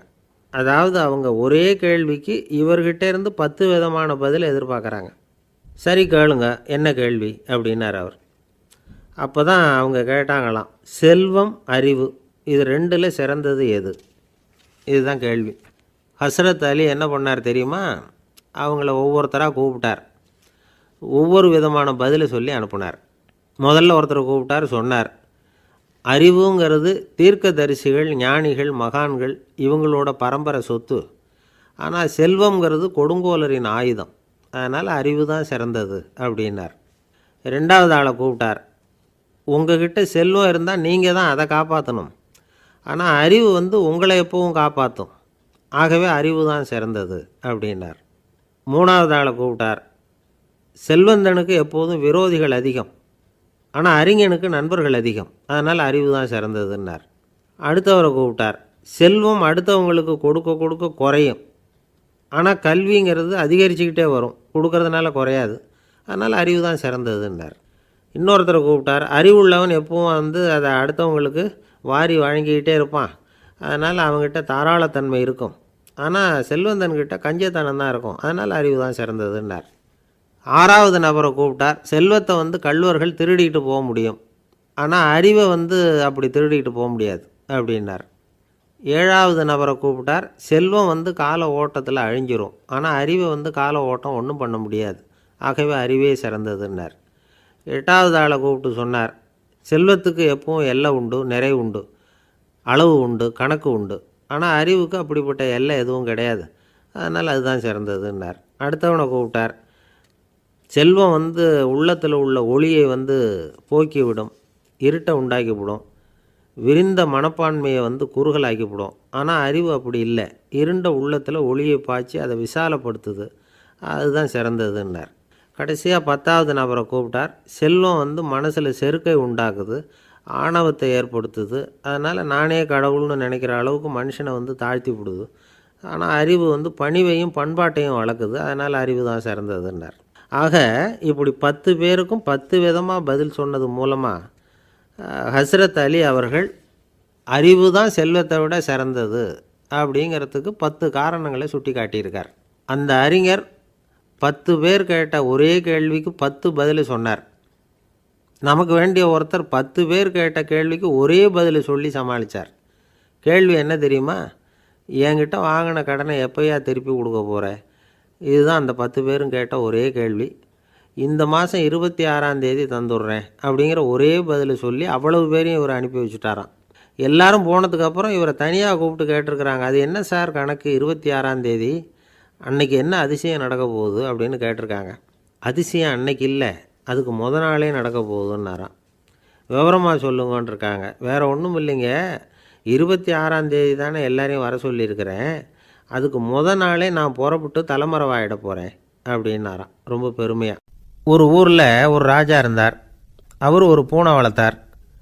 ரொம்ப செல்லமாக அவர் அந்த பூனையை வளர்த்தார். அவர் என்ன பண்ணுவார் தெரியுமா? இரவு நேரத்தில் அந்த பூனையோட தலையில் ஒரு விளக்கை வச்சுருவார். அந்த பூனை ரொம்ப ஜாக்கிரதையாக அந்த விளக்கு கீழே விழுந்துடாமல் பார்த்துக்கும். தலையை ஆட்டாமல் ரொம்ப நிதானமாக ராஜா பின்னாடி நடந்து போய்கிட்டே இருக்கும். அந்த விளக்கு வெளிச்சத்தில் எல்லா வேலைகளையும் செஞ்சுருவார். கையில் ஒரு விளக்கை தனியாக எடுத்துகிட்டு போக வேண்டிய அவசியமே இல்லை. விளக்கை தூக்கிட்டு போகிற வேலையை அந்த பூனை பார்த்துக்கும். அதனால் ராஜாவுக்கு அந்த பூனை மேலே ரொம்ப பிரியம். மந்திரிகளையெல்லாம் கூப்பிட்டு அவங்கக்கிட்ட சொல்லுவார், பார்த்தீங்களா இந்த பூனை எவ்வளவு விசுவாசமாக நடக்குது, என் பேரில் எவ்வளவு மரியாதை பார்த்தீங்களா அதுக்கு அப்படிம்பார். இதை கேட்டுவிட்டு அங்கேருந்து அமைச்சர்களில் ஒருத்தர் சொன்னார், மன்னா நீங்கள் சொல்கிறது சரிதான், இருந்தாலும் இந்த பூனையோட விசுவாசத்தை நாம் கொஞ்சம் சோதித்து பார்க்க வேண்டியிருக்கு அப்படின்னாராம். சரி, உங்கள் ஆசையை ஏன் கெடுக்கணும், நல்லா சோதித்து பாருங்கள் அப்படின்னு சொல்லிவிட்டார் ராஜா. உடனே அந்த அமைச்சர் என்ன பண்ணார் தெரியுமா? எங்கேயோ புறப்பட்டு போனார். ஒரு 5-6 எலிகளை பிடிச்சிக்கிட்டு வந்தார். அரண்மனையில் ராஜா ஏதோ வேலை பார்த்துக்கிட்டு இருக்கிறாரு. பக்கத்தில் அந்த பூனை ரொம்ப பணிவாக நின்றுக்கிட்டு இருக்குது. அது தலையில் விளக்கு எரிஞ்சிக்கிட்டு இருக்கு. அமைச்சர் தான் பிடிச்சிக்கிட்டு வந்த எலிகளை அந்த பூனை பார்வையில் படுறது மாதிரி எதிரில் விட்டார். அந்த எலிகள்லாம் அங்கேயும் இங்கேயும் ஓட ஆரம்பிச்சிது. அதை பார்த்தது பூனை, அவ்வளவுதான். தலையில் இருக்கிற விளக்கை பற்றியும் கவலைப்படலை, ராஜாவை பற்றியும் கவலைப்படலை. ஒரே பாய்ச்சலாக பாஞ்சு எலிகளை துரத்த ஆரம்பிச்சுட்டுது. தலையில் இருந்த விளக்கு எங்கேயோ போய் விழுந்தது, அணைஞ்சு போச்சு. இருட்டில் ராஜா தடுமாற ஆரம்பிச்சுட்டார். இந்த சமயத்தில் அந்த அமைச்சர் மறுபடியும் விளக்கை ஏற்றினார். வெளிச்சம் வந்தது. அதுக்கப்புறம் அந்த அமைச்சர் பேசினார், அரசே, பூனையோட விசுவாசத்தை பார்த்தீங்களா? எலி அது கண்ணில் படுற வரைக்கும் தான் விசுவாசமாக இருந்தது. அது மாதிரி எலியை பார்த்ததும் எல்லாத்தையும் விட்டுட்டு அதை துரத்த ஆரம்பிச்சுட்டு பார்த்தீங்களா? தான் அந்த பூனையை பற்றி நினச்சது தப்புங்கிறது அதுக்கப்புறம் தான் அந்த ராஜாவுக்கு புரிஞ்சுதான். சரி, இப்போ எதுக்கு இந்த கதையெல்லாம் அப்படிங்கிறீங்களா? இந்த பூனை மாதிரி தான் நம்ம மனசும். மனசை எவ்வளவு தான் பயிற்சி கொடுத்து பக்குவமாக வச்சுருந்தாலும் பார்க்குறதுக்கு பரமசாது மாதிரி தான் இருக்கும். பார்க்க வேண்டியதை பார்த்துட்டுதுன்னா பாஞ்சிரும். இந்த பூனை மாதிரி புலன் இன்பப் பொருள்கள் கிட்டாத வரைக்கும் மனம் அடங்கி இருக்கிறது மாதிரி தான் தெரியும்.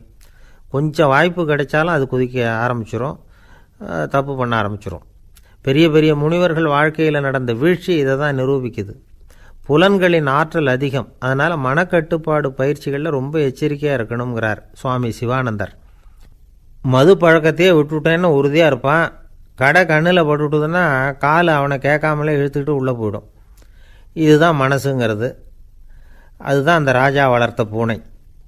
நம்மால் ஒருத்தன் அந்த ராஜா பூனை தலையில் விளக்க வச்சது மாதிரி இவன் தன்னுடைய தலையிலேயே ஒரு விளக்கை ஏற்றி வச்சுக்கிட்டு என்னத்தையோ தேட ஆரம்பித்தான்.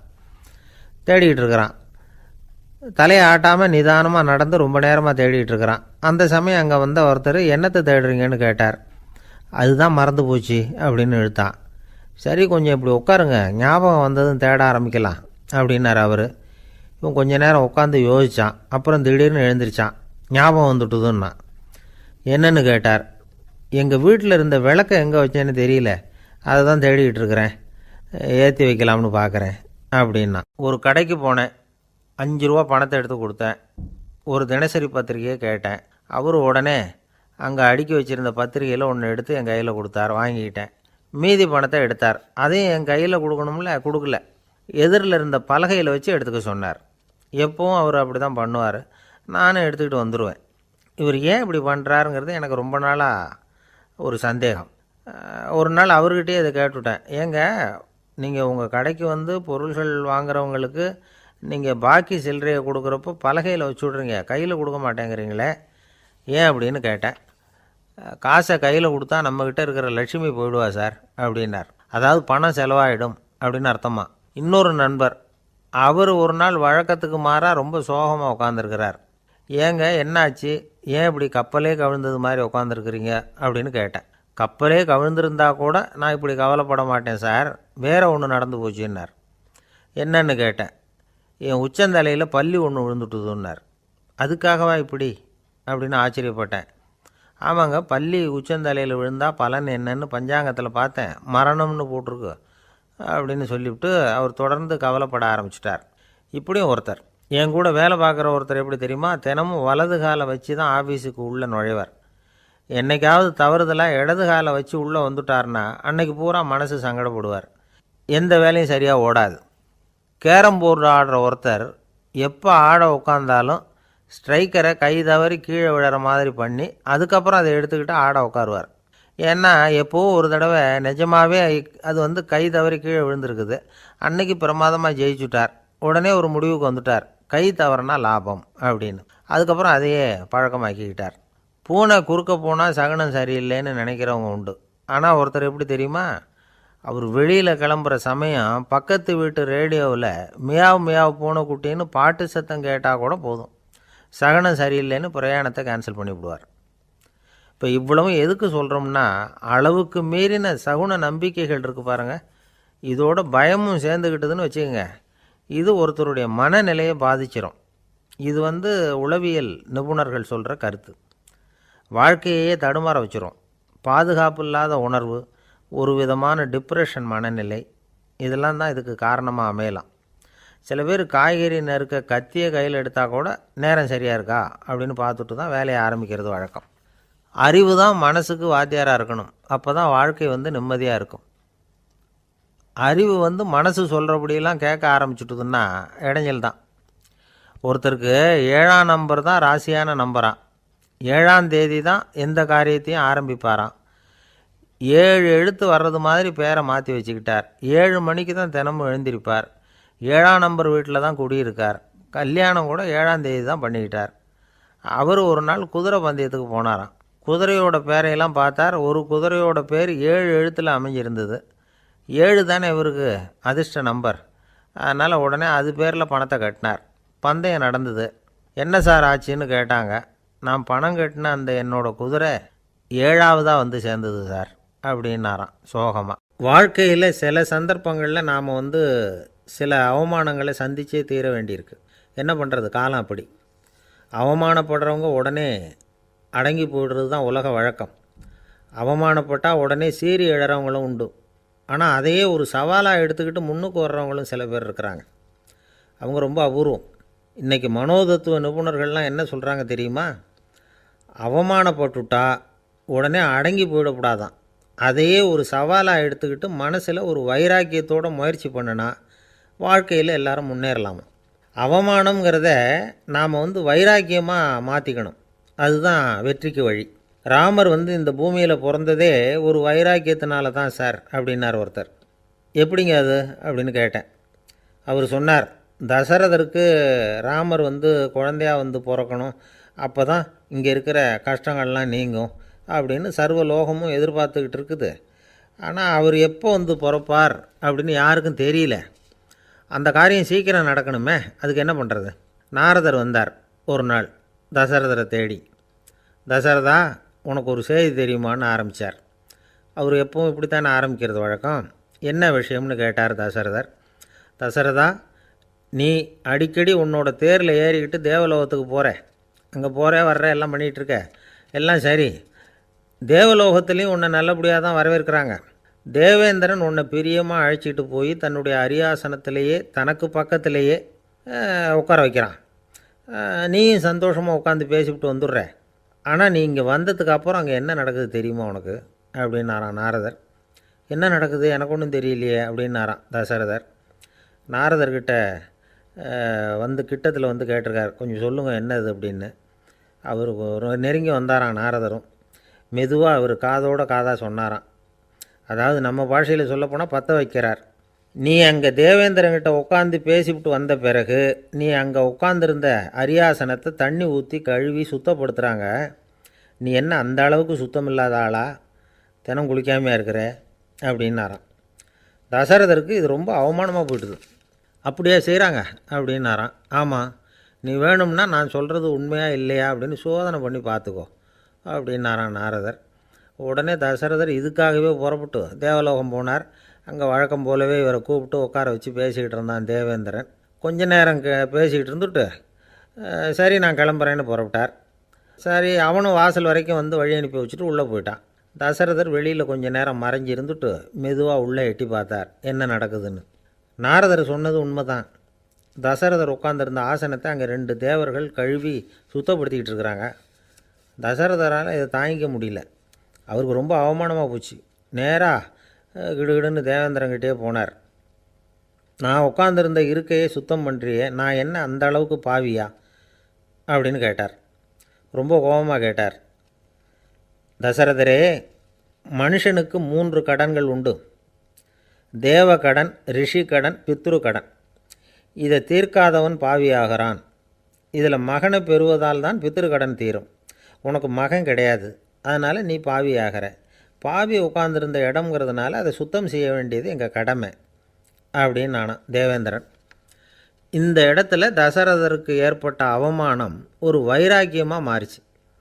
தேவேந்திரனே கேட்டுக்கோ, ஒரு மகனை பெற்ற பிறகு தான் இந்த சபையில் மறுபடியும் அடி எடுத்து வைப்பேன் அப்படின்னு சொல்லிவிட்டு போயிட்டாரான். போய் புத்திர காமேஷ்டி யாகம் பண்ணார். புத்திரர்கள் பிறந்தார்கள். இந்த கதையில் உள்ள கருத்து என்னென்னா, தேவேந்திரன் தசரதரை அப்படி அவமானப்படுத்தலைன்னா அவருக்கு இப்படி ஒரு வைராக்கியம் பிறந்திருக்குமா யோசித்து பார்க்கணும். நமக்கு ஏற்படுகிற சில அவமானங்களையும் வைராக்கியமாக மாற்றிக்குவோம். அப்படி மாற்றிக்கிட்டோம்னா வாழ்க்கையில் வந்து முன்னேறலாம். நம்ம ஆளுங்க சில பேர் அவமானத்தை வந்து வைராக்கியமாக மாற்றிக்கிறது எப்படி தெரியுமா? நம்மக்கிட்ட ஒரு பையன் சொன்னான், எங்கள் அப்பா என்னை எல்லாருக்கும் முன்னாடி வச்சு திட்டிவிட்டார், பொறுப்பு இல்லாமல் ஊர் சுற்றுறேன்னு சொல்லி அவமானப்படுத்தி விட்டார். இனிமேல் நீ என் முகத்திலேயே முழிக்காதரா போடான்னு வேற சொல்லிவிட்டார். எனக்கு ரோஷம் வந்துட்டுது. அந்த அவமானத்தை வைராக்கியமாக மாற்றிக்கிட்டேன். அன்னையிலேருந்து அவர் முகத்திலேயே முழிக்கிறதில்ல அப்படின்னா. அப்படியான்னு கேட்டோம். ஆமாங்க, அவர் வீட்டில் இல்லாத நேரமாக பார்த்து உள்ள சமையல் கட்டுக்கு போய் சாப்பிட்டுட்டு நைஸாக வெளியில் வந்துடுவேன் அப்படிங்கிறான் அவன். இமயமலை அடிவாரத்தில் ஒரு மடம். அங்கே ஒரு சன்னியாசி இருந்தார். அவர்கிட்ட ஒருத்தர் வந்தார். சுவாமி, ஆசையை உதற நினைக்கிறேன், முடியல, ஒட்டிக்கிட்டே வருது அப்படின்னாராம். இப்படி உட்கார ஒரு கதை சொல்கிறேன் அப்படின்னு சொல்லி அவர் சொல்ல ஆரம்பித்தாராம். அவர் சொன்ன கதை என்னென்னா, ஒரு ஊரில் ஒரு ஆள் இருந்தான். அவன் பேர் குப்புசாமி. அவன்கிட்ட எப்பவும் ஒரு பழைய தொப்பி இருக்கும், விடவே மாட்டான். அதனால் அவனை எல்லோரும் தொப்பி சாமி அப்படின்னு தான் கூப்பிடுறது வழக்கம். ஒரு புது தொப்பி வாங்கிக்கப்படாதாப்பா அப்படின்னு நண்பர்கள்லாம் சொல்லி பார்த்தாங்க. பணத்துக்கு எங்கே போவேன் அப்படின்னு விட்டானான். பணம் வச்சுருக்கான், செலவு பண்ண மனசு வரல, மகா கஞ்சன். பழைய பாட்டில்கள்லாம் வாங்கி விற்றுக்கிட்டு இருந்தான். அப்படி ஒரு தடவை பழைய கண்ணாடி சாமான்களை ஏலத்தில் எடுத்தப்போ அதில் ஒரு அருமையான சென்ட்டு பாட்டில் கிடச்சிது. உடனே ஒரு ஐடியா பண்ணான். அந்த சென்ட்டை வந்து சின்ன சின்ன பாட்டில்களில் அடைச்சி ஜன்னல் ஓரமாக அடுக்கி வச்சுட்டான். அதை விற்றா நிறைய பணம் கிடைக்குமே. அதனால் இதுக்கு இடையில் ஒரு நாள் அவன் வந்து அப்படியே உட்காந்துருந்தான். அந்த நேரம் நண்பன் வந்தான். ஏண்டா உன் பழைய தொப்பியை மாற்றப்படாதா, ஊரில் எல்லோரும் கேலி பேசுகிறாங்களே ஒன்று தொப்பி சாமின்னு அப்படின்னு சொல்லி கேட்டிருக்கான். இந்த சென்ட்டு பாட்டில் விற்றதும் பணம் வரும், அதுக்கப்புறம் பார்க்கலாம் அப்படின்னு நானா இவன். சரி வா நீச்சல் குளத்துக்கு போயிட்டு வருவோம் அப்படின்னு கூப்பிட்ருக்கான் நண்பன். 2 பேரும் போனாங்க. அதே நேரம் அந்த ஊர் நீதிபதியும் அங்கே குளிக்க வந்தாராம். அவர்கிட்ட இருந்தது விலை வசந்த ஒரு புது தொப்பி. அதை அங்கே இருந்த ஸ்டாண்டில் மாட்டிவிட்டு குளிக்க போனார். இதுக்கிடையில் குப்புசாமி குளிச்சுட்டு வந்தான். அவனுடைய பழைய தொப்பியை காணலை. அந்த புது தொப்பியை பார்த்தா இது நண்பனுடைய வேலை தான் அப்படிங்கிறதாக புரிஞ்சுக்கிட்டு அதை எடுத்து மாட்டிகிட்டு வந்துட்டான். நீதிபதி குளிச்சுட்டு வந்து பார்க்குறாரு, தொப்பியை காணும். போலீஸில் புகார் கொடுத்தார். அவங்க வந்து தேடினாங்க. ஒரு மூலையில் பழைய தொப்பி கிடச்சிது. அடடா, இது நம்ம குப்புசாமியோட தொப்பி இல்லையா அப்படின்னு நானா ஒருத்தன். உடனே அவன் வீட்டுக்கு தேடிட்டு போயிருக்காங்க. அங்கே போய் பார்த்தா புது தொப்பி அங்கே இருக்குது. உடனே அவனுக்கு 1000 ரூபா அபராதம் போட்டாங்களாம். அவன் பணத்தை கட்டிவிட்டு ரொம்ப எரிச்சலோடு வீட்டுக்கு வந்தான். பழைய தொப்பி கண்ணில் பட்டுது. மறுபடியும் உன்னால் தானே எனக்கு 1000 ரூபா நஷ்டம் அப்படின்னு சொல்லி அதை எடுத்துக்கிட்டு அப்படி போயிருக்கான். அந்த ஊர் குளத்துல வீசி எறிஞ்சிட்டு வந்துட்டான். அது மீன் பிடிக்கிற ஒருத்தன் கையில் சிக்கிச்சு. அவன் வர்ற வழியில் அதை எடுத்து வேகமாக வீசி எறிஞ்சான். அது நேராக குப்புசாமி வீட்டு ஜன்னல் வழியாக உள்ளே வந்து இந்த சென்ட்டு பாட்டில்கள் மேலே விழுந்து எல்லாம் உடஞ்சி நொறுங்கி போச்சு. குப்புசாமி பார்த்தான். தோட்டத்தில் ஆழமாக ஒரு குழியை வெட்டினான். அந்த தொப்பியை போட்டான், மூடிவிட்டான். இதை அடுத்த வீட்டுக்காரன் பார்த்தான். ஏதோ புதையல் தான் வச்சுருக்கான் போல இருக்குன்னு நினச்சான். போலீஸில் போய் புகார் கொடுத்துட்டான். மறுபடியும் போலீஸ் குழியை தோண்டினாங்க. பழைய தொப்பி மறுபடியும் வெளியில் வந்தது. எல்லோரும் சிரிக்கிறாங்க. அன்னைக்கு ராத்திரியே அந்த தொப்பியை எடுத்துக்கிட்டு நேராக புறப்பட்டான். ஒரு கல்லில் அதை சேர்த்து கட்டி குடிநீர் தொட்டி இருக்கும்ல, அதில் போட்டுட்டு வந்துட்டான். இனிமேல் என்ன பண்ணும் பார்ப்போன்னு. ஒரு நாள் திடீர்னு குழாயெல்லாம் அடைப்பட்டு போச்சு. மாநகராட்சி அலுவலர்கள் வந்து என்னன்னு பார்த்தா அந்த பழைய தொப்பி குழாயை அடைச்சிக்கிட்டு இருக்குது. இது குப்புசாமியோட தொப்பிங்கிறது தான் எல்லாருக்கும் தெரியுமே. உடனே குடிநீரை வந்து பாழாக்கணத்துக்காக குப்புசாமிக்கு கோர்ட்டு 2500 ரூபா அபராதம் போட்டுவிட்டுது. அதையும் கட்டிவிட்டு வெளில வந்தான். கடைசியாக முடிவு பண்ணான். ஒரு நெருப்பு குச்சியை கிழிச்சான். தொப்பியை கொளுத்தினான். எரிஞ்சுது. எடுத்து வெளில எரிஞ்சான். கொஞ்ச நேரத்தில் தீ அணைப்பு படம் வந்துட்டுது. ஆமாம், இவன் எடுத்து எரிஞ்சது வெளியில் விழுந்து வீட்டு கூரையே பற்றிக்கிட்டு எரிய ஆரம்பிச்சுட்டுது. அவனோட பணத்தாசையும் அதோடு சேர்ந்து எரிஞ்சு போச்சான். இப்படி ஒரு கதை. இந்த கதையை சொல்லி முடித்தார் அந்த இமயமலை அடிவாரத்தில் இருந்த சன்னியாசி. இப்போ அந்த குப்புசாமி எங்கே இருக்கிறான்னு கேட்டார் எதிரில் இருந்தவர். இதோ உன் எதிரிலே இருக்கிறான், நான் தான் அந்த குப்புசாமி அப்படின்னாரான் அந்த சன்னியாசி. அந்த குப்புசாமி கிட்டே இருந்தது மாதிரி ஒரு பழைய தொப்பி நம்ம ஒவ்வொருத்தர்கிட்டையும் உண்டு. அதை எப்படி தொலைக்கிறதுன்னு தெரியாமல் தடுமாறிக்கிட்டு இருக்கிறோம். அது என்ன தொப்பிங்கிறீங்களா? அதுதான் நம்மை சூழ்ந்திருக்கிற மாயை அப்படிங்கிறார் சுவாமி சின்மயானந்தர். மெய்ஞானம் கிடைக்கிறப்போ மாயை வந்து எரிஞ்சு போகும் அப்படிங்கிறது அவருடைய கருத்து. நம்மால் ஒருத்தர் வேகமாக ஓடி வந்தார். காலில் மாட்டியிருந்த பழைய செருப்பு ரெண்டையும் ஆவேசமாக தூக்கி ஒரு கிணத்துல போட்டுட்டு வெறுங்காலோடு நடந்து வந்துக்கிட்டு இருக்கிறார். ஏன் அப்படி பண்ணீங்க அப்படின்னு கேட்டோம். அந்த செருப்புக்கு சொந்தக்காரன் வந்து பின்னாடி வந்துக்கிட்டு இருக்கிறான், அதனால் அப்படி பண்ணேன் அப்படிங்கிறார் இவர். எனக்கு இது மட்டும்தான் சார் தெரியும், இதை தவிர வேறு எதுவும் தெரியாது அப்படின்னு சொல்லிக்கிட்டே காலம் தள்ளுறவங்க ரொம்ப பேர். அவங்களெல்லாம் கஷ்டப்பட வேண்டியிருக்கும். ஒருத்தர் தன்னுடைய தொழிலில் ரொம்ப கெட்டிக்காரராக இருக்கலாம். அதுக்காக எப்பவும் அதே ஞாபகத்தில் இருந்துக்கிட்டு உலகியல் அறிவு இல்லாமல் இருந்துடக்கூடாது. அது ஆபத்து. இதுக்காக நம்ம தாத்தா பாட்டிலாம் ஒரு கதை சொல்லுவாங்களே, கேள்விப்பட்டிருக்கீங்களா? ஒரு சமயம் ஒரு 4 பேர் சேர்ந்து வெளியூருக்கு பிரயாணம் போனாங்களாம். அந்த 4 பேர் எப்படி தெரியுமா? ஒருத்தர் வந்து வேதாந்தி, இன்னொருத்தர் சங்கீத வித்வான், 3வது ஆள் வைத்தியர், 4வது ஆள் ஜோசியர். இவங்க 4 பேரும் நண்பர்கள். அதனால் சேர்ந்து புறப்பட்டாங்க. வழியில் ஒரு ஊரில் தங்கினாங்க. இருட்டி போச்சு. அதனால் இன்றைக்கி ராத்திரி இங்கேயே தங்கி இருந்துட்டு நாளைக்கு புறப்படலாம் அப்படின்னு தீர்மானம் பண்ணாங்க. சாப்பாட்டுக்கு என்ன பண்ணுறது? அங்கேயே கடத்தெருவுக்கு போய் சாமான்லாம் வாங்கியாந்து சமைச்சு சாப்பிட்லாம்னு முடிவு பண்ணாங்க. 4 பேர் இருக்கிறதுனால ஆளுக்கு ஒரு காரியமாக செய்யலாம் அப்படின்னு வேலையை பிரிச்சுக்கிட்டாங்க. வைத்தியர் வந்து கரிகாய் வாங்க போனார். வேதாந்தி வந்து எண்ணெய் வாங்க போனார். ஜோசியர் வந்து பலசரக்கு வாங்க போனார். சங்கீத வித்வானுக்கு சமைக்கிற வேலை. எல்லாம் சரி. ஆனால் நடந்தது என்ன தெரியுமா? கடைத்தெருவுக்கு காய்கறி வாங்க போனார்ல வைத்தியர், அங்கே போய் மார்க்கெட்டில் பார்த்தார். ஒவ்வொரு கறிகாயாக எடுத்து பார்த்தார். இது பித்தம், உடம்புக்கு ஒத்துக்காது, இது வாயு, உடம்புக்கு ஒத்துக்காது அப்படின்னு ஒவ்வொன்றா தள்ளினார். கடைசியில் ஒன்றுமே தேரல. வெறுங்கையோடு திரும்பி வந்துக்கிட்டு இருக்கிறார். எண்ணெய் வாங்க போனார் வேதாந்தி. அவர் ஒரு தொன்னையில் எண்ணெயை வாங்கினார். பேசாமல் அதை எடுத்துகிட்டு வர வேண்டியது தானே, முடியல. அவருடைய வேதாந்த மூளை சிந்திக்க ஆரம்பிச்சுட்டுது. இந்த தொன்னைக்கு எண்ணெய் ஆதாரமா அல்லது எண்ணெய்க்கு தொன்னை ஆதாரமா அப்படிங்கிற ஆராய்ச்சியில் இறங்கினார். என்னாச்சு தெரியுமா? அப்படி கவுத்து பார்த்தார். வாங்கின எண்ணெய் பூராவையும் வழியில் கொட்டிவிட்டு வெறும் தொன்னையோடு வந்து சேர்ந்தார். பலசரக்கு வாங்க போனார் ஜோசியர். அவர் ஒரு வழியில் பார்த்தாரு. வழியில் வந்தவங்களெல்லாம் அங்கங்கே ஒரு மரத்தடியில் உட்கார வச்சு அவங்களுக்கெல்லாம் ஆர்வம் சொல்ல ஆரம்பிச்சிட்டார். அப்படி ஒவ்வொருத்தராக சொல்லி முடிச்சுட்டு கடத்தருக்கு போய் சேர்ந்தார். இவர் அங்கே போய் சேர்றதுக்குள்ளே ரொம்ப நேரம் ஆகிட்டுது. கடையெல்லாம் பூட்டிவிட்டு போயிட்டாங்க. என்ன செய்கிறது? அவரும் வெறுங்கையோடு திரும்பி வந்து சேர்ந்தார். சரி, இவங்க கதை தான் இப்படி ஆச்சு. அங்கே சமைக்கிறதுக்காக உட்காந்துருந்தார் சங்கீத வித்வான். அவர் கதை என்னாச்சு தெரியுமா? அங்கே அவர் அடுப்பை பற்ற வச்சு ஒலையை கொதிக்க வச்சார்.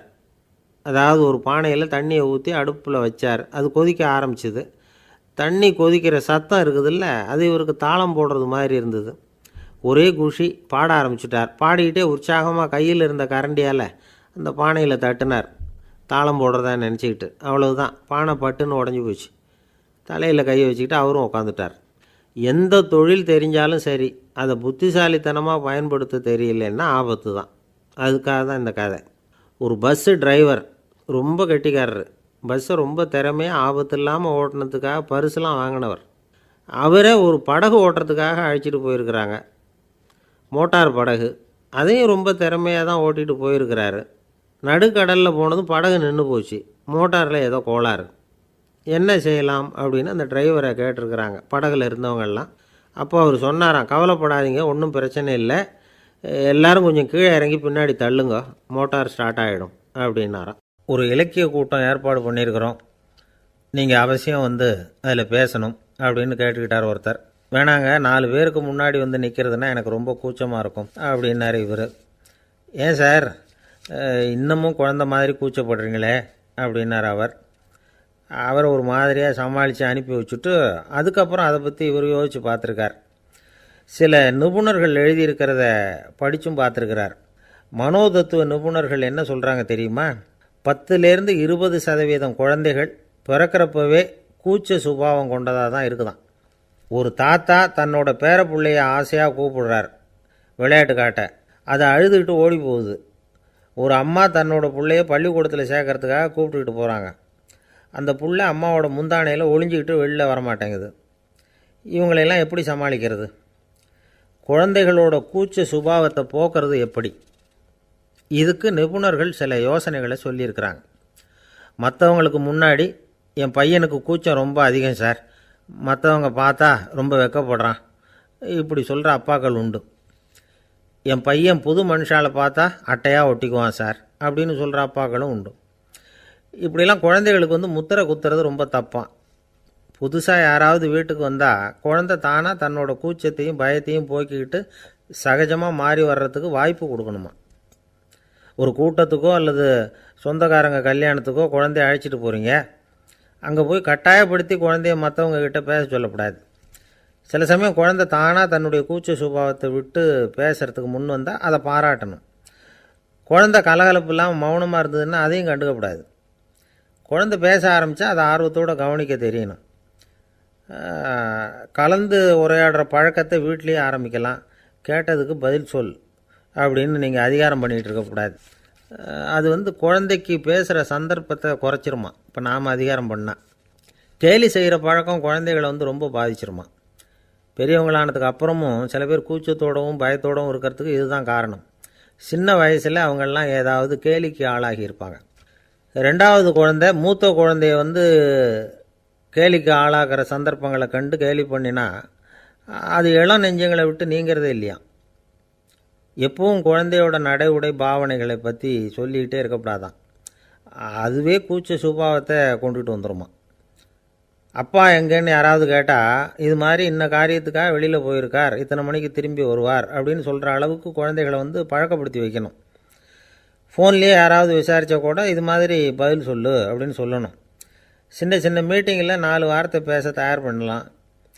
ஒரு கடையிலையோ அல்லது ஹோட்டல்லையோ ஏதாவது விவரம் கேட்கணும்னா உங்கள் குழந்தைய தைரியமாக அனுப்புங்க. குழந்தைகள் பணிவாகவும் பொறுமையாகவும் விவரம் கேட்குறப்போ கூச்ச சுபாவம் தானாக போயிடும். சின்ன வயசுலேயே இப்படிலாம் பழக்கப்படுத்தினா தான் வருங்காலத்தில் தைரியமாக இந்த சமுதாயத்தில் வாழ முடியும். இல்லைன்னா 60 வயசுலேயும் அடுப்பங்கரையை விட்டு வெளில வர்றதுக்கு கூச்சப்பட்டுக்கிட்டு தான் இருக்க வேண்டியிருக்கும். இந்த காலத்து பிள்ளைங்க எவ்வளவோ பரவாயில்ல, எதுக்கும் தயங்குறதில்ல, கூச்சப்படுறதில்ல. ஒரு அம்மா அடுப்பங்கரையிலேருந்து சத்தம் போட்டாங்க, டேய் ராமு, தயவு பண்ணி அந்த டிவியை நிறுத்துறா, அந்த பெண்ணோட குரல் மகா மோசம், அடுப்பங்கரையில் இருக்கிற என்னாலேயே அதை சகிச்சிக்க முடியல அப்படின்னாங்களாம். உடனே பையன் கொஞ்சம் கூட தயங்காமல் பதில் சொல்கிறான், அம்மா இந்த குரல் டிவியிலேருந்து வரல, எதிர்த்த விட்டு மாமி தான் இங்கே வந்திருக்கிறாங்க, அவங்க தான் இப்போ என்னோட பேசிக்கிட்டு இருக்கிறாங்க அப்படின்னு நானும். ஒரு காலத்தில் பிரஷ்யா அப்படின்னு ஒரு தேசம் இருந்தது. இப்போ ஜெர்மனி இருக்குல்ல, இதோட பெரும்பகுதி ஒரு காலத்தில் பிரஷ்யாங்கிற பேரில் இருந்தது. அப்போ அதுக்கு அரசராக இருந்தவர் மகா ஃப்ரெடரிக், அதாவது ஃப்ரெடரிக் தி கிரேட் அப்படின்னு சொல்லுவாங்க. அந்த ராஜாவுக்கு ஒரு சந்தேகம், நாம் பல வகையான வரிகளை விதித்து வசூல் பண்ணுறோம், அப்படி பண்ணியும் வருமானம் குறைஞ்சிக்கிட்டே போகுதே, இதுக்கு என்ன காரணமாக இருக்கும்? இதுதான் அவருக்கு ஏற்பட்ட சந்தேகம். ஒரு சமயம் அந்த அரசர் தம்முடைய அமைச்சர்களையும் பிரபுக்களையும் தளபதிகளையும் கூப்பிட்டு ஒரு விருந்து வச்சார். விருந்து முடிஞ்சதும் அவங்கள பார்த்து இந்த சந்தேகத்தை கேட்டார். வரிகள் அதிகமாக விதித்து வருமானம் குறையறதுக்கு என்ன காரணம் அப்படின்னு கேட்டார். பல பேருக்கு இதுக்கு சரியாக பதில் சொல்ல தெரியல. அனுபவசாலியான ஒரு தளபதி எழுந்திருச்சார். அரசே, அது எப்படிங்கிறத இப்போ உங்களுக்கு காட்டுறேன்னார். உடனே ஒரு பெரிய பனிக்கட்டி ஒன்றை தன்னுடைய கையில் எடுத்தார். அதை அப்படியும் எப்படியும் திருப்பி பார்த்தார். அப்புறம் அடுத்தவர்கிட்ட கொடுத்தார். அவரும் அதை அப்படியும் இப்படியும் திருப்பி பார்த்துட்டு அடுத்தபடியாக இருந்தவர்கிட்ட கொடுத்தார். இப்படியே இதை ஒவ்வொருத்தராக பார்த்துட்டு ஒவ்வொரு கையாக மாறி கடைசியில் மன்னர் கைக்கு போய் சேர்ந்தது. மன்னர் கைக்கு அந்த பனிக்கட்டி போய் சேர்ந்தப்போ அது கொஞ்சம் கொஞ்சமாக உருகி ஒரு பட்டாணி கடலை சைஸுக்கு ஆகிட்டுது. மன்னர் யோசனை பண்ணார், வரி அதிகமாக போட்டாலும் வந்து சேர்றது குறைவாக இருக்கிறதுக்கு என்ன காரணம் அப்படிங்கிறது அவருக்கு புரிஞ்சு போச்சு. காலம்தான் மாறிட்டு இருக்கே தவிர இந்த கையூட்டு வாங்குகிற பழக்கம் மாறினதாக தெரியல. இன்னொரு ராஜா இருந்தார். அவர் தன்னுடைய ராஜாங்கத்தில் லஞ்ச ஊழலே சுத்தமாக இருக்கக்கூடாது அப்படின்னு நினச்சார். அவர்கிட்ட பல்வேறு துறைகளுக்கும் பொறுப்பாக இருந்த பல பேரும் ரொம்ப சுத்தமாகவும் நேர்மையாகவும் இருந்தாங்க. ஒரே ஒருத்தர் மட்டும் எல்லார்கிட்டையும் லஞ்சம் வாங்கிட்டே இருந்தார். அவரை வேறு துறைகளுக்கு மாற்றி பார்த்தாரு. அந்த ராஜா என்னென்னமோ பண்ணி பார்க்குறாரு. எந்த வேலையை கொடுத்தாலும் அதுலேயும் லஞ்சம் வாங்கிறதுக்கு ஒரு வழியை உண்டு பண்ணிக்குவார் அந்த ஆள். ராஜாவுக்கு இது ஒரு பெரிய தலைவலியாக போட்டுது. இவர் என்ன பண்ணுறது? இவருக்கு என்ன வேலையை கொடுக்கறது? கொஞ்சம் கூட லஞ்சம் வாங்கிறதுக்கு சான்ஸே இல்லாத ஒரு வேலையை கொடுக்கணும் அப்படின்னு திட்டம் போட்டார். ஒரு நாள் அவருக்கு அந்த உத்தரவும் போட்டுட்டார். அதாவது அவருக்கு என்ன வேலைன்னா, கடற்கரையில் தான் அவருக்கு ஆஃபீஸ். அங்கேயே இருந்துக்க வேண்டியது. தினமும் எத்தனை கடல் அலை கரையில் வந்து மோதுது அப்படிங்கிறத கணக்கெடுத்து ராஜாவுக்கு தெரிவிக்க வேண்டியது. இதுதான் அவருக்கு வேலை. பேசாமல் அலையை எண்ணிட்டு உட்காந்துருக்கிட்டோம், அப்போவாவது அவர் லஞ்சம் வாங்குகிற சந்தர்ப்பம் இல்லாமல் போயிடும் அவருக்கு அப்படின்னு நினச்சார் ராஜா. இந்த ஆள் கடற்கரைக்கு போய் டியூட்டியில் ஜாயின் பண்ணிக்கிட்டார். ஒரே மாதத்தில் அங்கே சொந்தமாக ஒரு பிரம்மாண்டமான மாளிகை கட்டிவிட்டார். ராஜாவுக்கு இது பெரிய ஆச்சரியமாக போச்சு.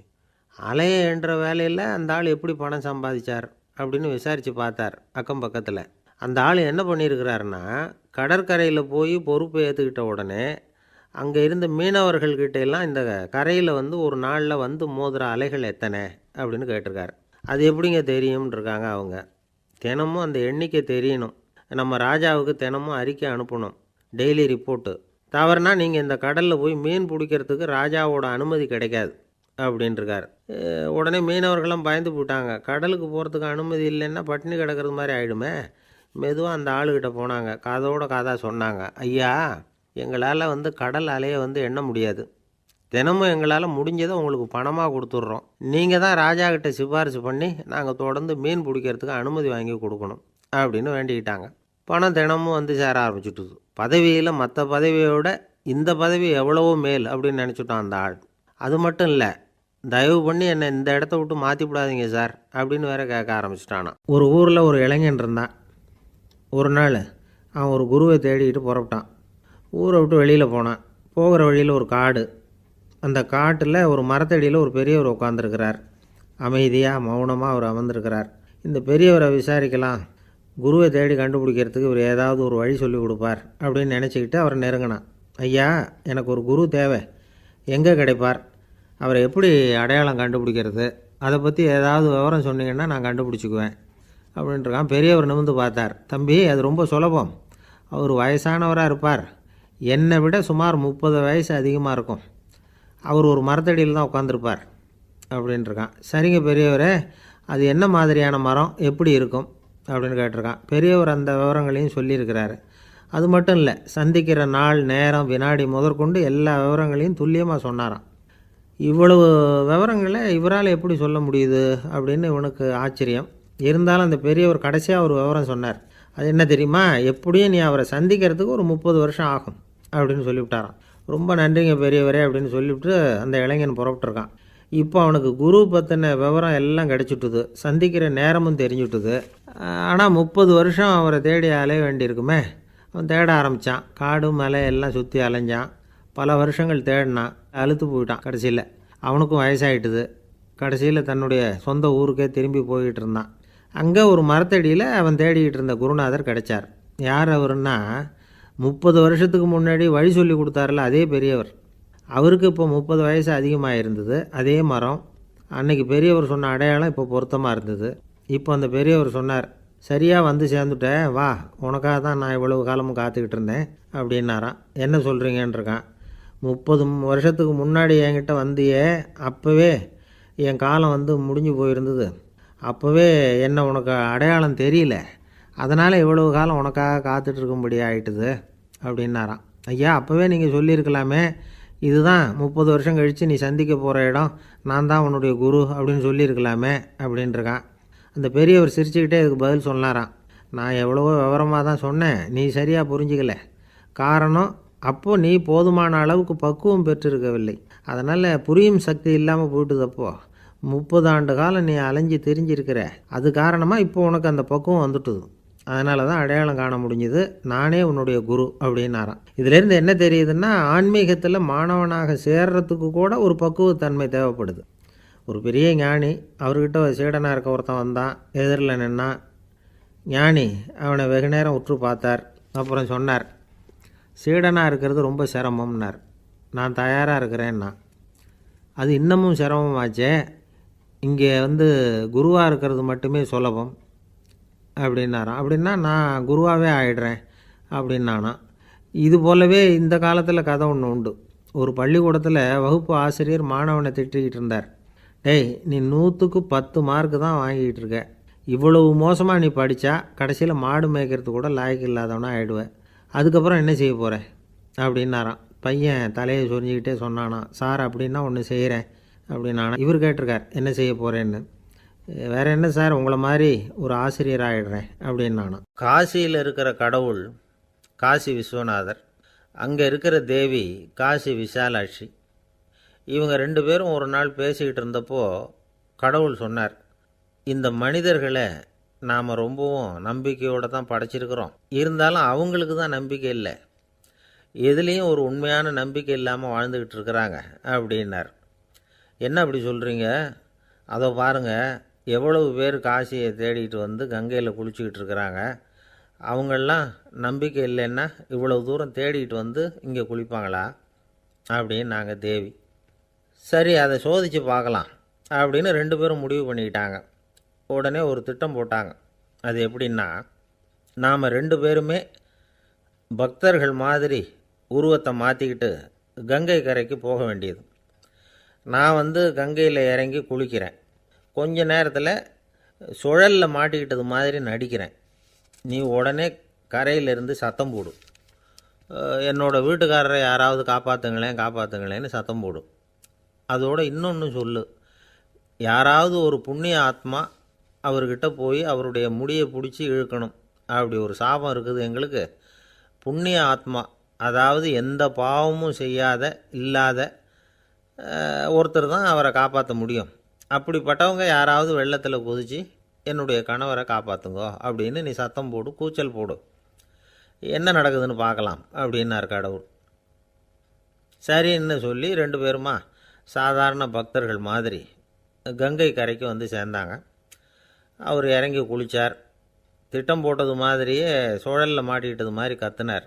கரையில் இருந்த அந்த அம்மா, ஐயோ என் கணவரை காப்பாற்றுங்களேன், யாராவது காப்பாற்றுங்களேன்னு கத்துனாங்க. பல பேர் ஓடி வந்தாங்க. உடனே இவங்க, பாவம் இல்லாத புண்ணிய ஆத்மா ஒருத்தரால் தான் என்னுடைய கணவர் காப்பாற்றப்படணுங்கிறது விதி, அப்படி ஒரு சாபம் இருக்குது, அதனால் புண்ணிய ஆத்மா யாராவது அவர்கிட்ட போய் அவர் முடியை பிடிச்சி தூக்குனா அவரை காப்பாற்றி விடலாம் அப்படின்னாங்க. இவங்க இப்படி சொன்னதும் எல்லோரும் திகைச்சு போய் நின்றுட்டாங்க. ஒவ்வொருத்தருக்கும் அவங்க செஞ்ச பாவம்லாம் ஒவ்வொன்றா ஞாபகத்துக்கு வர ஆரம்பிச்சுட்டுது. சரி, இதுக்கு நாம் லாயக்கு இல்லை அப்படின்னு சொல்லி ஒதுங்கி போக ஆரம்பிச்சிட்டாங்க எல்லாம். இந்த சமயத்தில் யாரோ ஒருத்தர் வேகமாக ஓடி வந்தார், ஆற்றுல குதித்தார். அவர்கிட்ட போனார், முடியை பிடிச்சார், தூக்குனார், அவரை காப்பாற்றி கரைக்கு கொண்டுட்டு வந்துட்டார். அப்படி காப்பாற்றின அந்த ஆளை இவங்க 2 பேரும் தனியாக கூப்பிட்டுக்கிட்டு ஒரு மண்டபத்துக்கு வந்துட்டாங்க. வந்து விசாரிக்கிறாங்க. நீ யாரப்பா அப்படின்னு கேட்குறாங்க. ஏதும் தெரியாத மாதிரி. நான் இந்த ஊர் அன்ன சத்திரத்தில் வேலை செய்கிற ஒரு சமையல்காரன் அப்படிங்கிறார். நீ வந்து கங்கையில் குளிக்கிறது உண்டான்னு கேட்டிருக்காங்க. நான் இந்த ஊர்லேயே தான் இருக்கிறேன், இருந்தாலும் தினமும் கங்கையில் குளிக்கிறதில்ல, எப்போவாவது ஒரு நாள் அங்கே குளிப்பேன் அப்படின்னார். கங்கையில் மூழ்கி எழுந்திரிச்சா பாவம்லாம் தொலையும்னு சொல்கிறாங்க, அப்படி இருக்கிறப்போ அங்கே இன்றைக்கி கங்கையில் குளிச்சுக்கிட்டு இருக்கிறவங்கெல்லாம் தங்களை வந்து புண்ணிய ஆத்மாவா நினைக்கல. கங்கையில் குளிக்காத நீ உன்னை வந்து புண்ணிய ஆத்மாவா நினச்சி என்னை காப்பாற்ற வந்திருக்கிற, அது எப்படி அப்படின்னு கேட்டார். அதுக்கு அந்த ஆள் சொல்கிறான், கங்கையில் குதித்ததுக்கு அப்புறம் தானே உங்களை காப்பாற்ற போகிறோம். அப்படி குதிக்கும் பொழுது என்னுடைய பாவம்லாம் போயிருக்கும்ல, நான் புண்ணிய ஆத்மாவாக ஆயிருப்பேனே, அதனால தான் துணிஞ்சு வந்து உங்களை காப்பாற்றினேன் அப்படின்னா. கடவுளும் தேவியும் அவனுக்கு வந்து காட்சி கொடுத்தாங்களாம். இப்படி ஒரு கதை உண்டு. அதாவது கங்கையில்